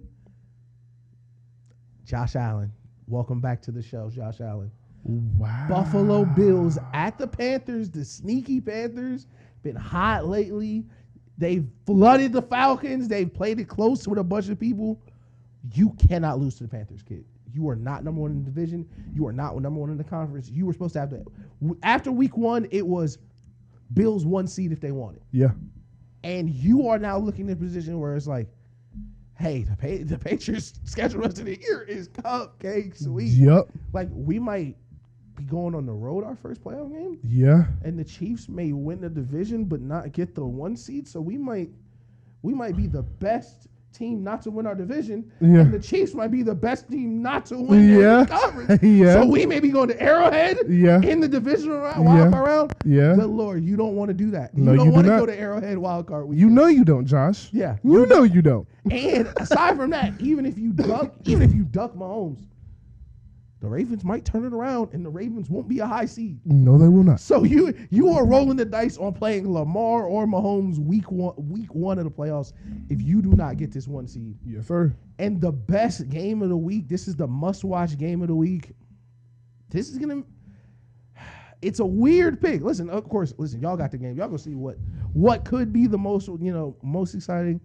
I'm going to go 4:25 kickoff. If I would have told you 6 weeks ago you have to watch this game, I would not have believed you. Denver and Indianapolis.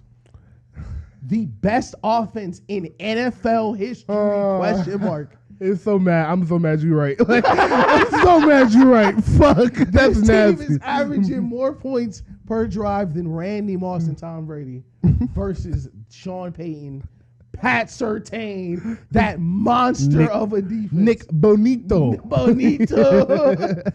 Are you listen? Every week it's a diamond tester for the Colts. Every week we are waiting for Daniel Jones' diamond tester to go off. Me too. So that is going to be the most must watch of the week for the football nerds. Incredible picks. I love the must win of the Bills because the funny thing about the Panthers is Bryce Young isn't playing, but their backup is Andy Dalton. Exactly. And Bryce Young ain't Lamar Jackson. You can replace Bryce Young production. Mm-hmm. The Panthers are winning because they have a good team. Yep. So you can't walk in like, hey, we're playing a backup. No, you paying a 8-9 year starter who can play football and a good coach that calls plays very well and a running back that's been on their tear, Rico Downwell. So I love that pick. I love that pick. You know what Buffalo doesn't do? Stop the run. And you know what good coaches are going to do? Control the clock with that run. Hey, we're gonna shrink this game. We're gonna give Josh Allen 6 possessions. So he gotta make them count. And if we can, see this game for me. If I was a defensive coordinator on a fringe team or an up and coming team like this year's Colts or this year's Panthers or just a bad team like the Saints, when I was playing quarterbacks of Mahomes, Jackson, Allen's caliber. obviously the first thing everybody says is control the clock. Right. But the second thing I'm doing is taking chances on defense. Oh my! I'm just blitzing, bro. Bro, what? Every third down, 7, 8 will come in. Like Steve Spags' first year in Kansas City, he won a Super Bowl. Yeah, because he was sending that shit. I'm just sending shit. Bro. I'm disguising coverages. We gonna rotate safeties all around the field. Like even if we wrong, we sent a blitz. Exactly. Even if we wrong, we tried. We gonna make him think. If he guesses the puzzle right, if he gets the pieces to the puzzle right that quick, kudos. That's still Josh Allen. Like you said, it's 6 or 7 drives. We a holding penalty, a tip pass, and a block in the back away. Exactly. 3 drives. We stopped this nigga 3 times. Yeah, exactly. So definitely, if I was a defensive coordinator, listen. We'll talk about Brian Flores later, but Brian Flores is like he's the successor to Spags. Yeah, I agree with that. Yeah. If the Ravens fire Harbaugh, is that who you want them to go get? 1,000,000%. Because I've been I would no exaggeration. I'm fine with them not firing John Harbaugh to the end of the season. Brian Flores at head coach, Mike McDaniel at offensive coordinator. Super Bowl team. That's a Super Bowl team. Yep. Will they work together? Will the guy that replaced you when you got fired, would you hire him or will he come work for you? No. Interesting dynamic. Interesting dynamic. That's the thing, though. I don't think Brian Flores will work for Michael McDaniel. But I think Mike will work for Brian Flores. Okay, I think I agree with that. Because that's been my only thing with the Ravens and everybody screaming, fire John Harbaugh, fire John Harbaugh. And it's like, well, for who? For who? Right. And it's like, I kind of want him gone too, but like, who are we replacing? I think they missed the window. I think the window was Mike McDonald. No, you were spot on for that. I can't. And the funny thing is, I didn't realize how much of Ravens Twitter felt that way. Like they've been going on this collapse, so I just keep seeing the prominent Ravens figures come out and pull up the tweet from 2023. Like, this is the year to fire Harbaugh. Whoop-de-whoop-de whoop. And the thing is, bro, now that I think about it, and I'm really looking, because it's hard for me to put on my analyst hat when it comes to Lamar Jackson because I love him so much and he means so much to this culture. But when I look at and I say that to say, when you have a player like that, you're usually looking at everything with glass half full mentality instead of glass is half empty mentality. Yeah. And because I was looking at the Ravens like that after the 23 season, I was like, well, they're just going to get better. This is the first year on the Munkin, whoop-de-whoop. But when I look back on it, them not winning that game, that AFC Championship is what I'm talking about in 2023 against the Chiefs, that should have been the end of John Harbaugh. 100%. Like, when I look back on how they lost that game. Exactly. When I look back on how they lost that game, and I know they were the number 1 seed. I know they won 14 games that year. Right. But when you look at how they lost that game, how Mike McDonald held Patrick Mahomes. Scoreless in the second half. Scoreless. Something Bill Belichick never did, by the way. Dog. Forget scoreless, dog. They did not cross the 20-yard line. They did not get into the red zone. Right. They didn't get into the red zone in the second half with Patrick Mahomes. Yep. And you couldn't get losing the game 7. You lose the game 24-21 or a shootout like I predicted that year, 25-28, whatever. You couldn't score 10 points with Lamar Jackson? Yeah. And like you were saying, if it was this Todd Monken's first year, he saw things in the playoffs. Lamar saw things in the playoffs for the first time. They were trying to figure it out. That's one thing. No. You mismanaged the game. Yes. You mismanaged the game. Yes.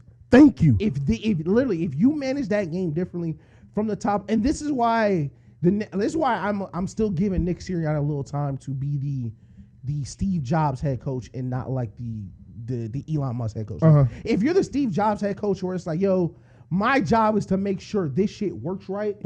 That is one thing. You don't got to be the X's and O's guy. Yeah. Like, if you come in and you're like, fam, like, and it's kind of like Mike Vrabel. That's kind of why I'm like that. Because Mike Vrabel is like this because we have Josh McDaniels as head coach. At coordinator, it's like, hey, I know this. Y'all have things y'all want to do. This is how we're playing this game. Yeah. We're going to run Derrick Henry the ball. Yes. We're going to do this. Yes. And call the game based on that. Yes. That is what you need to do if you're not going to be a play caller. Agreed. On offense or defense. And I just don't think John Harbaugh does that. I completely agree, bro, because I'm looking at it and it was like, that was the game they had 6 called rushing attempts. Yeah. They were the number 1 rushing team in that year by a mile. Yeah, and what arguably the best rushing team we had seen to this point. And you come in with Gus Edwards, by the way. It's not like this was some crazy. This was just your offensive line was that dominant that year. Patrick Ricard, who I've learned after not having him on the Ravens, how important he is to their run game. Yep. And then Gus Edwards and Justice Hill, they were incredible that you're running the ball. And you got there in a game where the goal should have been keep the ball out of Mahomes' hands. Right. And you ran the ball 6 times and just kept giving him the ball back. It was a horrible game plan. And then lastly, I said this when T was here, I said John Harbaugh coaches every game like it's the same team. Yep. And what the problem what they did was when they went into that game, Lamar Jackson should have got 2 carries immediately. Yep. That first play, that it should have been a fake read option. It's really a quarterback wrap is what they call it on Madden. They should have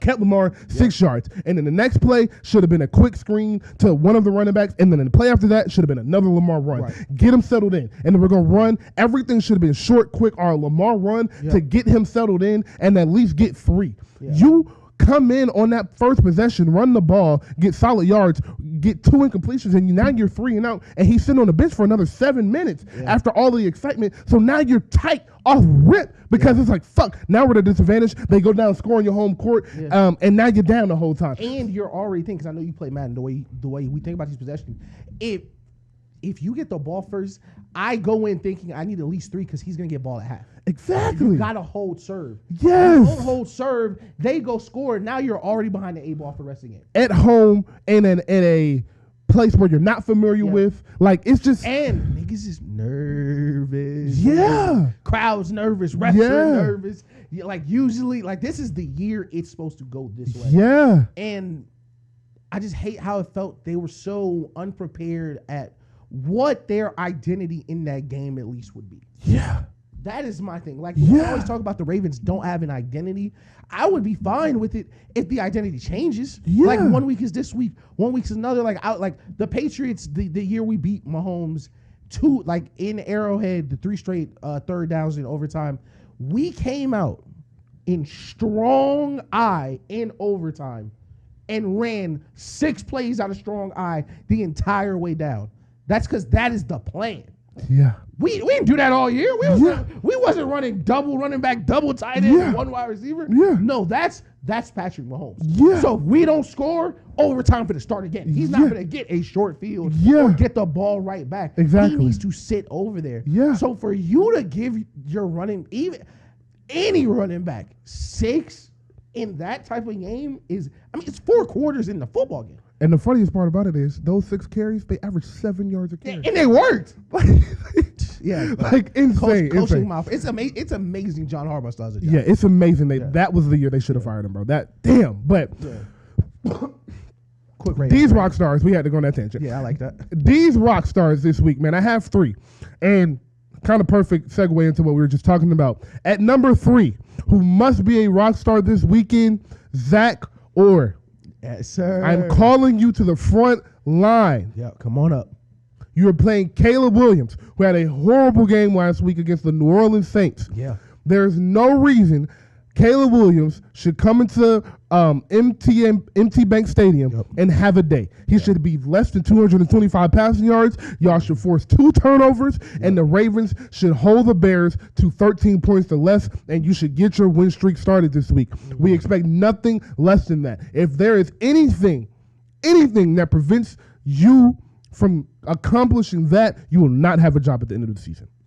I think this could be a make or break week for him personally. Me too. If they go in there and score 30 on they ain't go in there and score 30. Listen, he might get fired. Listen, I ain't gonna lie. We're gonna talk tomorrow. I think Ben Johnson put a nail in that nigga coffin. I think the Bears lead the league in explosive plays with Caleb playing terrible. Hey, let's talk. Let's talk tomorrow. Let's talk tomorrow. At number 2, my guy. Yep. I'm not losing faith, but the rest of the world is. You must have a great game this week. CJ Stroud. Come on, clap. Come on. CJ was my MVP pick. CJ Stroud, I need you to be better. Yeah. I need you to show what you showed in your first year. I need you to show why you was putting your top 5 after the end of the season every year. He was 3. You remember that? It was Patrick Mahomes, Lamar, him, then Josh Allen. Remember he was 3? I need you to show people why you was 3. He was trying to talk to Caleb after the game, like, yo, chill, you gotta, It's gonna get better, bro. It's a ladder of success, baby. One step at a time. Listen, yo, keep working. You can get here one day. You'll get to where I'm at one day. Come on, it's just your rookie season. You know, everybody rookie season, they not gonna beat me, Oh man. And unfortunately, since that picture, Freaky Friday, y'all niggas bump shoulders. No cap. Y'all careers went to completely different directions. Yeah. If you go look at his numbers versus Bryce's numbers in the last 17 games, it don't look too pretty. No, it don't look too pretty. We have to change that this week, CJ Stroud. We have to. And then number 1. Yes, sir. The biggest rock star. The biggest rock star. And this is a guy is a rock star because he does drugs. Aaron Rodgers. No, he doing some rock star drugs. It's my number 1 rock star of the week. Aaron Rodgers is facing his former team where he has built a legacy and became a Hall of Fame quarterback and won multiple MVPs. Yep. He's playing the Green Bay Packers on Sunday night with Micah Parsons, who just had his best game as a professional last week and completely ruined the Cardinals season last week. You are going into this game as an underdog. You are going into this game at the 4-2 record. The Baltimore Ravens are coming. You just had a disappointing loss to the Cincinnati Bengals. Aaron Rodgers, will you step up to the plate and have some explosive plays and lead your team to victory against your former team? It's the only team he has not played against, and I believe it's one of the only teams he has not beat. Yeah. Can you get that done, Aaron Rodgers, this week? Can you? We'll see. You won't. All right. Quick hitter. I just off the top. Let's go. Better movies: Jim Carrey, Adam Sandler. Oh, Jim Carrey. Okay, Jim Carrey. I think. Okay, but let me say this. What's your? Let's do top 3 for both. Let me go. Let me hold on. Let me start because so backstory. I was on the phone with this girl. I was watching a Jim Carrey movie. I said out loud, I think Jim Carrey might be the greatest actor of all time. She starts spazzing. And then you ever be in an argument and you be wrong, so you be like trying to like change the argument a little. Yeah, all the time. Yeah, I was like, I would put Jim Carrey 3 best movies versus anybody. So for Jim Carrey 3 best movies, I got The Grinch. I just said it. Bruce Almighty and Truman Show. And That's for Adam Sandler, 3. I had Mr. Deeds, Grown Ups, and The Longest Yard. I love The Longest Yard. I ain't gonna lie. I got The Longest Yard crazy close to my heart. Okay. So how me and my shawty feel about animated movies. That's fair. So Jim Carrey, Horton Hears a Who, The Grinch, and The Truman Show. Yes. Jim Carrey. Those are 3 great movies. Yeah. As I said, I love animated movies. Yeah. So I will go Hotel Transylvania 3, which is a phenomenal movie. If you and your girl looking for something to watch this holiday season, put on Hotel Transylvania 3. Bro, it goes. So Hotel Transylvania 3, Grown Ups, obviously. Yeah. And, man. Damn, Adam Sandler cold, boy. He cold. I want to change my Adam Sandler list. No funny. I'm about to change my Adam Sandler list. And I think, while I'm going through this, Adam Sandler is a rom-com legend. Let's go with it. It was like right there. Dog. Rom-com legend. My God. Yeah. But I think I'm going to go Click. I think I'm going to go Click. Ooh, I think I'm going Click. Click is so tough. I think I'm going to Click. So Click, Hotel Transylvania, and Grown Ups. But I really, really did want to say The Longest Yards was a good one. Yeah. And what was the one? Just Go With It. I love that movie. That's one of my favorite rom-coms. And we're missing one. Let me give you one. I don't know if you've seen this. And you mentioned cartoon animated movies. Have you seen 8 Crazy Nights? I haven't. Let me see. It's funny. It's a Jewish. I'm sorry, Jewish. Okay, so it's about like the 8 crazy. Okay. But it's a Christmas movie. It's an adult animated Adam Sandler movie One of my it legit would be probably top 3 Christmas movies for me. Okay, Eight bet. Crazy Nights is so. It's a Christmas movie? So good. Yeah, it's a Christmas movie. Okay, text that to me because me and Taylor gonna watch that. Oh, and the honorable mention. This was who I was deciding between Waterboy or Click. Adam Sandler Cole, boy. Waterboy. Adam Sandler Cole, boy. Adam Sandler, him. I ain't gonna lie. That's a good pick. That's a great topic, though. Jim Carrey, Adam Sandler. That's a great topic. The first Grown Up so funny. The Grown Ups and the first one so funny. It's like, your bitch not bad. I'll let you in type shit. Like that's legit what happened at the end of Grown Ups. Like that's why Adam Sandler's the GOAT. Like, if you watch Grown Ups from the point of view that Adam Sandler is the GOAT in real life, that movie is so much funnier.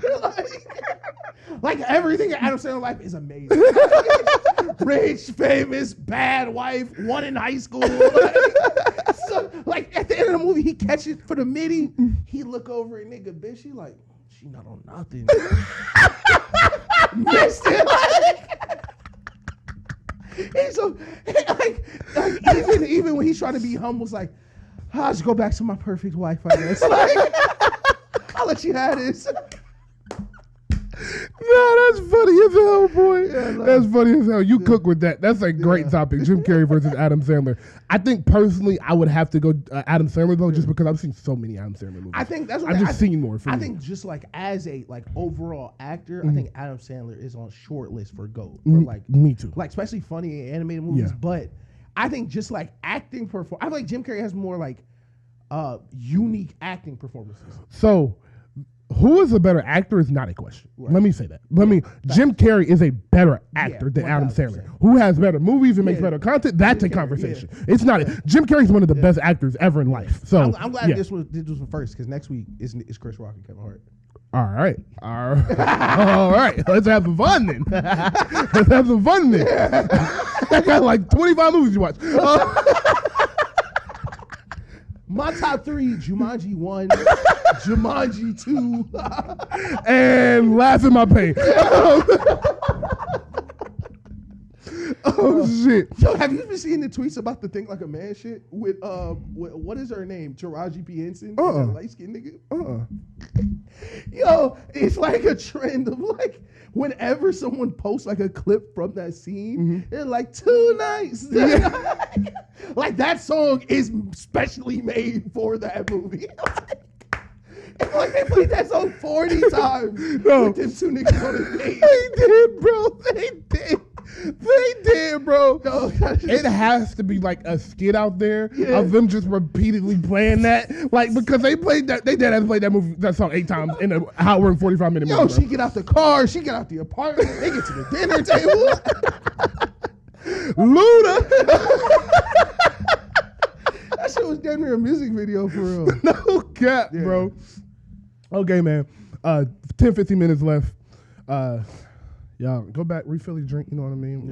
Roll another one in. Roll another one if you Throw on a Jim Carrey movie. Throw on a Jim Carrey movie on your phone while you watch us on your TV. Shit. But I watch the game in mute like I do and listen to your podcast. That's how I do it. NBA predictions. Yes, sir. Here we go. We're going to keep it cute. We're going to keep it simple because NBA is so hard to predict 82 games out. We're talking about June, and it is October. And a nigga could sprain his ankle and not qualify for this award. So yeah. Like we could be right, and a nigga like jam his finger. Yeah. You know? And Ash is said, Steph could miss 2 weeks, and they just not make the playoffs no more because he missed 2 weeks. Like that's how tight the West is going to be this year. I remember last year, I believe the Warriors were the 9th or 10th seed. Then they traded for Jimmy. Yeah. They had the 3rd best record in the West and still never got out to play it. Like it was crazy. Everybody just started winning, bro. That shit was crazy, bro. Eventually we got to move up. Nope, you do not. All right, we're going to go the major awards: Western Conference Finals, Eastern Conference Finals, and Finals pick. Yes, sir. We'll go one by one. MVP. I have Anthony Edwards.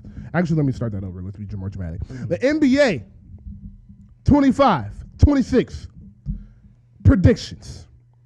We are going MVP, Defensive Player of the Year, Most Improved, Coach of the Year, Sixth Man of the Year, Eastern Conference Finals, Western Conference Finals, and your Finals pick along with the Finals MVP. Yes. Let's get started.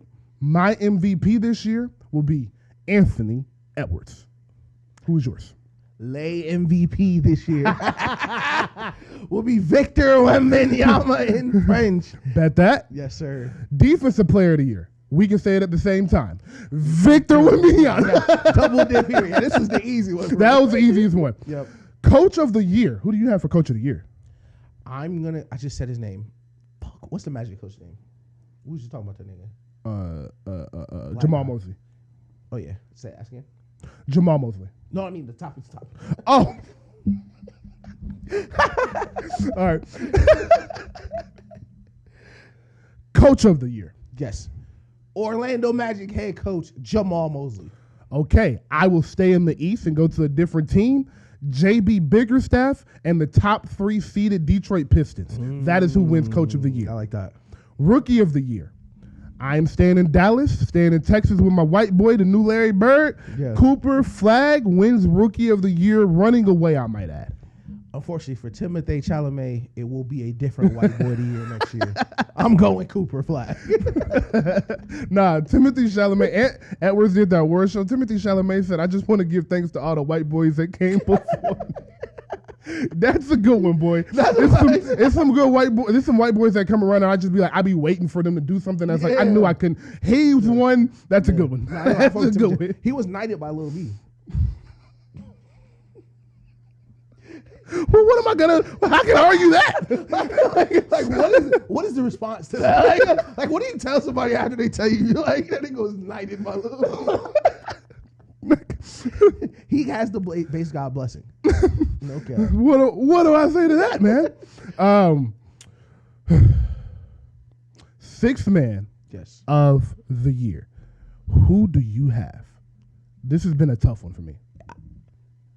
It's a pool party in New Orleans. Wow. I think Jordan Poole will be 6th man of the year. I feel like Jordan Poole should go back to playing on the bench. He may go back to the bench with Jeremiah Fields, young rookie that they have. They also had the young rookie that's drafted from UConn. They have a bunch of guards. Yes. Jose Alvarado. They have a ton of guards in New Orleans. I think Jordan Poole solidifies that as a 6th man, brings some veteran scoring. There's some even keelness. Okay. So, because of injury, I don't know if he will qualify. Right. And in reverse, not his injury, but the person in front of him's injury. But my 6th man of the year will be Lonzo Ball. Lonzo Ball is going to completely change the dynamic of this team. Yeah. And why I think he will be in the running for defensive player. Why I think Lonzo will be in the running for 6th man of the year is because he will finish a lot of games for Cleveland. Facts. So you'll get to see his impact with the starters along with the bench lineup. And that's usually what it is when people win 6th man of the year. You need to see them in moments, too. That's why Jamal Crawford won so many, because he was always on the floor closing games for people. Facts. So that is who I'm going to go with, Lonzo Ball, as the 6th man of the year. Quick question. Who has the best record this year? Oklahoma City Thunder. Okay. I think I'm going back to back on that. I think I'm going to go say OKC has the best record this year. Actually, no. I heard a stat the other day, and a team that has won 65 games or more has never won 60 games a season after. Wow. Michael Jordan doesn't count. Sorry, guys. Michael Jordan. Exclude Michael Jordan from this. Yeah. But that has never happened before. Yeah. And you don't walk into the season injured and get healthier as the season goes on. Jalen Williams already hurt. Right. Chet has suffered an injury every single season, and they played 95+ games last year as a young team. And literally as many games as possible, almost. Like finishing with 7 games in the finals. Exactly. And they weren't prepared for that. They haven't been able to prepare for that. So I think just the war of attrition, still be fine, still be a top 3 seed, but I won't have them as the best record for that reason. So I'm going to go back to the other side of the East, and I'm going to say the New York Knicks end up with the best record of the season. Okay. Tibbs getting out of there and them actually playing a bench, and Mike Brown has done this before with LeBron James led the team. That I believe they had won 63 games that year that he won Coach of the Year in 2009. So I'm going to go say the New York Knicks end up with the best record this year. Okay. All right. Now here's all the marbles. Eastern Conference Finals and Western Conference Finals. Yes, sir. Let's start out East. Who do you have in the Eastern Conference Finals? It's going to be classic. New York Knicks, Detroit Pistons. New York Knicks, Detroit Pistons. Classic city, classic rivalry. Cade next step, Jalen Brunson next step. Nobody else in the East, I think, can compete with these two teams peak. I think those will be the two best teams in the East, and I think they'll be in the conference finals. We have the same answer. Yes, sir. That just made my day. Why I think this will happen. I believe the New York Knicks get the number 1 seed. Yep. And I believe the Cleveland Cavaliers get the number 2 seed. Pistons get number 3. And Milwaukee or Atlanta gets number 4. I believe all of those teams get to the second round. The Pistons do beat Cleveland, and New York does beat Milwaukee. Okay. I mean, New York beats Milwaukee or Atlanta, and that is how that happens. So I'm expecting another Cleveland collapse, and I'm expecting K to look Donovan Mitchell in his face and be like, this is what you could have did if you would have won faster. Oh, God. All right, so out east, I have the Knicks and the Pistons in the conference finals as well. Yep. Western Conference Finals. Who do you have? This is where we switch it up a little bit. Poor Vida, San Antonio Spurs will be playing the Oklahoma City Thunder. Where are these words coming from? That was Spanish out. That's what I was like. I was like, stick to something, bro. Devin Booker not on the Spurs. That's funny as fuck. The Spurs will be playing OKC in the conference finals this year. All right. Now, to answer this question, I had to write out my seeding for this because I do think that seeding will matter. And the funny thing is I said OKC won't have the best record in the NBA. I still think it's a chance they are the top seed in the West. Right. Because the West plays each other more, I think they'll beat up on each other. Facts. So my seeding is OKC, Houston, Minnesota, Denver, Golden State, Dallas, Clippers, Spurs/Lakers. I'm not sure which one I'm picking yet. Okay. So in the second round, I will have OKC playing Golden State and Houston playing Minnesota. Out of that, I have the Minnesota Timberwolves versus the Oklahoma City Thunder in the Western Conference Finals. Yes, sir. And why this will be so poetic is Anthony Edwards. No, it won't happen. So never mind. Forget what I was about to say. I was about to say that one of them has to beat Jokic, but they won't because I think Golden State will beat Jokic in the first round. But this will be the title for best player in the world series. Okay. This will be all right. Jokic hasn't made it out of the second round in 3 years. We can't keep calling him the best player in the world because his stats are really good. Giannis is on the Heat. Giannis is. Wait, what? No, I'm just saying he's not good. Oh, I thought you said Giannis is on the Heat, and I was like, "Are you predicting a trade?" I was like, no, Giannis will be on the Heat. Okay. Like by this time, we'll be like, the Bucks are terrible. Where's he going? Yeah. Okay, cool. Yeah. I was like, trade alert. But this series will be so poetic because this will be like, okay, Shai's the best player in the world. Can Ant take it from him? Right. And we gonna see. And I think with the Knicks or the Pistons getting to the finals, this will be the finals. Whoever wins the series will win the finals. Yeah, I ain't gonna lie. It might beat the never mind. I don't want to say it. Well, I don't know. I feel like if the Pistons get to the finals, I don't think they'll get flooded by anybody. I like it. If the Pistons get to the finals, Kate Cunningham is the best player in the NBA. That's what I'm saying. Like the way they'll be playing and the style of defense they'll be playing, like I really yeah, like them. You ain't lying. All right, finals pick 2025. This will be 2026 at the time. Will be in mid-June. Yes. And who has the finals this year? Is it ESPN or NBC? ABC. ABC. Okay. So as soon as they announced that trophy shit, I went and checked to see.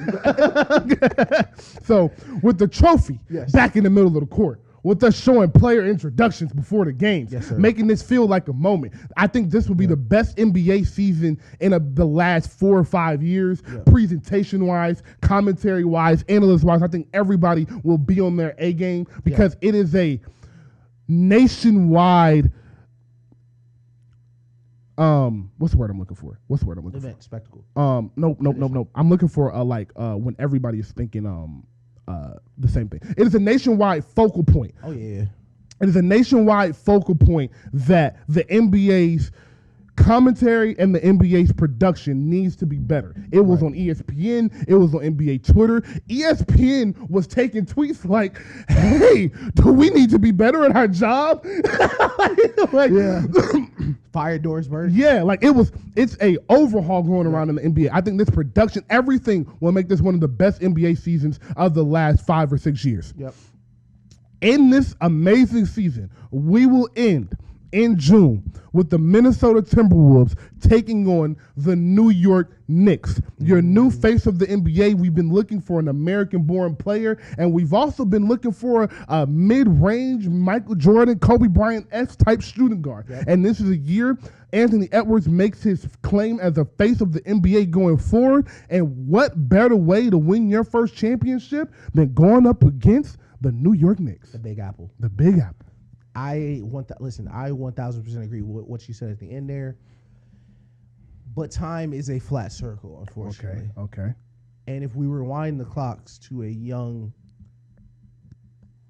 superstar budding big man in the Western Conference. Okay. In his first finals appearance. Okay. Versus the New York Knicks. Okay.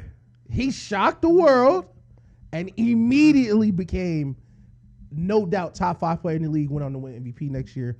The rest of Tim Duncan's career is what it is. Okay. Victor Wembanyama will follow in Tim Duncan's footsteps. Incredible prediction. And win his first championship versus the New York Knicks this season. That's incredible. I think Wemby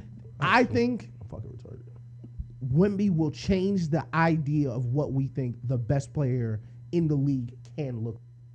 I think the way Wemby is going to dominate both sides of the basketball floor is going to change the perspective, not only on what the best player in the league should look like, how different the last generation of superstars and the next generation of superstars will look like, especially with Steph Curry's dominance, Kyrie, like the explosion of superstar scoring guards where defense took a step back. I think Wemby being the best defender on earth and being one of the most dominant big men in the league will stretch, stretch the gap between him and his competition. Mm-hmm. I think it's going to make Luka look a certain way when Wemby dominates the way he's going to. Mm-hmm. I think it's going to raise how people look at Shea for being a two-way player. I think that's going to be more highlighted. And I think we are moving towards elite size, spacing, defensive athletes. Okay. And Wemby's going to be the face of that. I love it. I love it. My question to you is, what about the supporting cast gives you the confidence that they can make it to the finals? Yes. I don't think anything is. I don't think the Western Conference Finals is crazy. Yeah. I don't think the playoffs, the top 4 seed. I don't think nothing is crazy.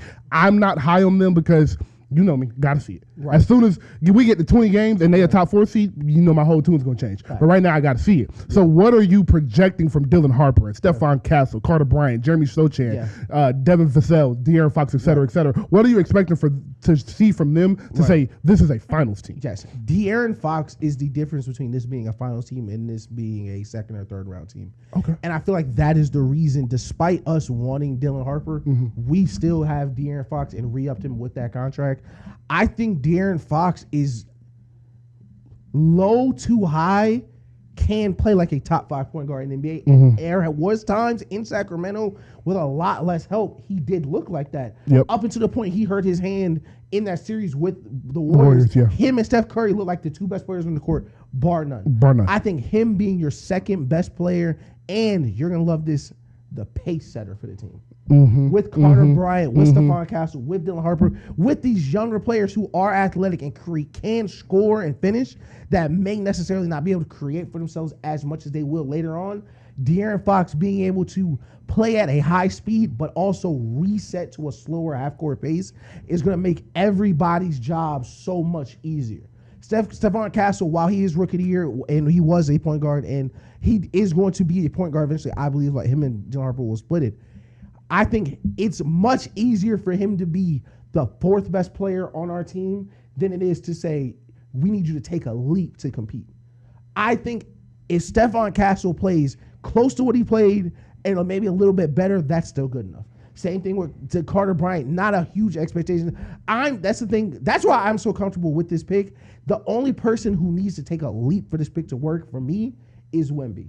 I think De'Aaron Fox, as he is good enough to be the second best player on the team that competes for a championship, especially the way I'm looking at it. Of course, to be the best, you got to beat the best. If Wemby is as good as I believe, him and SGA 1A, 1B, I think De'Aaron Fox can play better than J-Dub in the playoff series. Oh, yeah, me too. And I think the rest of the supporting cast, while they are not proven playoff contributors and everything like that, they are elite young defensive players. And that comes much earlier than the offense would. I think this is a defensive team with Wemby, Fox, and everyone else contributing where they can. Kind of like how OKC looked in inverse damn near. Yeah. Instead of the superstar being your guard, the superstar just is your big. I feel like that is very repeatable for them. And being this young, being this team that really no one expects, they do get the try hard award for me. All right. Where it's like, it's October 8th. My son's game is in 3 hours ago. These young niggas have done nothing but play basketball all week. Yeah. And that's literally what they just want to run for 80 possessions. Okay. And I feel like I really love this team. All right, Jordan Belfort, you sold that motherfucker. Yeah. You sold that. I can't get that. Sounded great, twin. That sounded great. I have no pushback. We're gonna see how this shit shake out because, like I said, nobody know nothing right now. Nobody know nothing.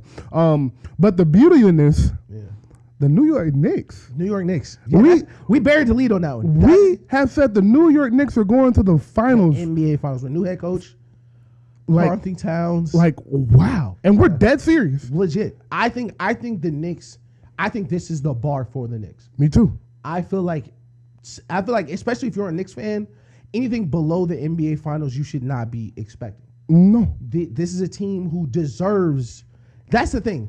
I would feel a different way if this was last year, where it's like, they're the Knicks, they're good, they're just going to be. No, they played really good. They ran up against a historically hot, great situational team that was built to beat them. And they lost, which is fine because you're not going to win every year. But they showed they can play in the playoffs. They showed they deserve to eat at the big boy table, pause, and they will be a top dog in the NBA this year. And what I loved is Jalen Brunson showed no moment. Yeah. It's too big. Nothing. And I will say, Cat showed if he can't get it, I don't got no problem getting to it myself. Yeah. Cat was amazing in the playoffs last year. The best we've seen Cat. Yes, I completely agree with that. Yeah. So, as it said, this should be New York City's expectation this year. Yeah. Like, in the past, it was like, let's get to the second round, and if we win, that's great. Like last year, when they got to the conference finals, it was like, oh, shit. We got to the conference finals. We beat Boston. Oh, my God. Let's bet. This year, it has to be finals or bust. Right. Finals or bust. And I mean that. I think Jalen Brunson will be in the MVP conversation. Mike Brown will help, like I said, get rid of that Tibbs culture of, we got to play every second minute of the day. Conversation. I completely agree. Yeah. I think that their rotation will be much more favorable, which will have Brunson, Cat, Josh Hart, Mikal Bridges healthy come playoff time and fresh come playoff time. And then, all right, now let's go play 40 minutes. Yeah. Now let's use that Tibbs system and go play 38, 40 minutes so your best players are always on the court. And there's one thing that has followed Mike Brown his entire career. Defense. Yep. They are going to play great defense. Incredible defense. Yep. All right. The Spurs versus the Knicks. Yep. The Timberwolves versus the Knicks. Yep. Who are you picking to win the NBA Finals, and who is your Finals MVP? Number one, Victor Wembanyama. It's crazy. We just said Cat's going to play his best basketball he did last year. I think that continues, and Cat's going to play his best season. And then that Phantom going to pull up. All right. And in a dominant first Finals appearance. I don't think this will be a stumbling moment for Wemby. As we mentioned with Jalen Brunson, of course, USA. Let's not be confused. I had no qualms rooting for the USA, no matter how much I love Wemby. But I definitely was very interested to see how he moved, how he reacted, how he would play in. I genuinely could not imagine leading your country into a winner-go-home basketball game versus Steph Curry, LeBron, and Kevin Durant. Yeah. And he did not blink. Yeah, not at all. So and was crying after, he thought they was gonna win. He thought they was gonna win. He thought they had a chance. Yeah, bro. He's psycho. Bro. He's psycho, bro. He's crazy. He's seriously bro. crazy. And I think he's going to be 30 and 15 in the finals. Okay. So he has San Antonio Spurs winning the finals, Victor with his MVP. Yep. We both have somebody winning their first championship.